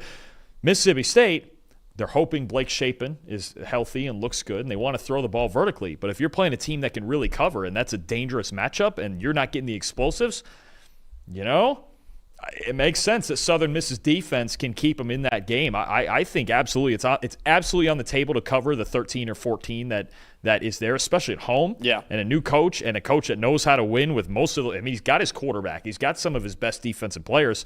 That Southern Miss team is going to surprise some people, I think, and it could even be this week. That's on the and at the odds that you're getting them at, if you're going to take a shot, that's the one to take, especially because it's at Southern Miss. That's a fun dynamic there. So let us know in the chat what do you think your best upset calls of the week are. But that pretty much wraps up our full. Did we get any update from the chat? Yes, sorry. What do we have for punishments here? I need to know The this. main punishment that I saw was Max wears Tennessee jersey on the show. Okay. But there was no real. The one pitch for me was to watch Syracuse basketball all season, and that's a cruel and unusual punishment. It's pretty cruel to do that. As someone who does watch every game of Syracuse basketball, that is very cruel. They have Carmelo's son this year, though, right? Ty and Anthony coming in. This might be the right year. Syracuse basketball has missed a tournament 4 years in a row. So last year's Syracuse graduating class of seniors was the first ever graduating class that never saw a tournament team, ever. That's crazy. Insane. We're down in the dumps right now. The one little caveat too I'll give for underdog, if you parlay all three of our picks, it's plus 4,872. $10 wins you 500. I said it before. I loved all of our picks. So I will definitely be throwing some bones on there. Should we start off family ride here and do all of our picks as one? I'll do it. Instead of rooting against each other like Dalton did all of last year, we actually root for each other. I love that. I don't know. I feel like kind of like the competitive nature of it. And I lost by 3 points. That kind of irritated me. I mean, but then whoever ruins the parlay gets yelled at. That's true. That'd be really funny. Every week we should all throw in $10 on our parlay. I like it. And then yell at each other on Monday. We're going to be down so much money. We are. I wonder. We'd have to go back. All you got to do is hit one, though. Well, I think there was only 1 or 2 weeks where we hit all three. I'd have to go. That's all you need, though. I'd have to go back and see. Yeah, yeah, 1 week and you're up for the whole year. Yeah. But none of them. I don't think any of them would have been this far. I think this might be the only time we had 2 picks that are both above plus 200, and then one that's even above 300. I don't know so much of what was. He took plus 180. I'm with you though that when you said those were your final 3, those are the same. Those felt like the 3 like big ones. The other one I consider. I know we didn't mention this game, and the guys want to go home. The other one I consider, but I really just couldn't do it because I had Boise in the playoff. I think Boise's got a sneaky tough game at USF on Thursday at 5 o'clock, and I can tell you, and I hear it from my family down in Tampa all the time, it's raging friggin' hot down there in Florida still. And USF, when they're rolling, they run the most offensive plays per game in the country. So, look, we love Boise's defense. But if USF gets that rolling, they got a healthy Byron Brown. If they get the pace rolling in that million-degree weather down there at Ray J, that's a game I thought. I just almost out of obligation, I couldn't do it. I couldn't sit here and pick Boise to make the playoff and then lose week 1. USF as the upset pick. I couldn't do that. But that's another dangerous one that I think, and we don't know what that Boise offense necessarily look like without Ashton Ginty now. Go down there, team from Idaho going down. It's 110-degree heat index or whatever in Florida at 5 o'clock on a Thursday.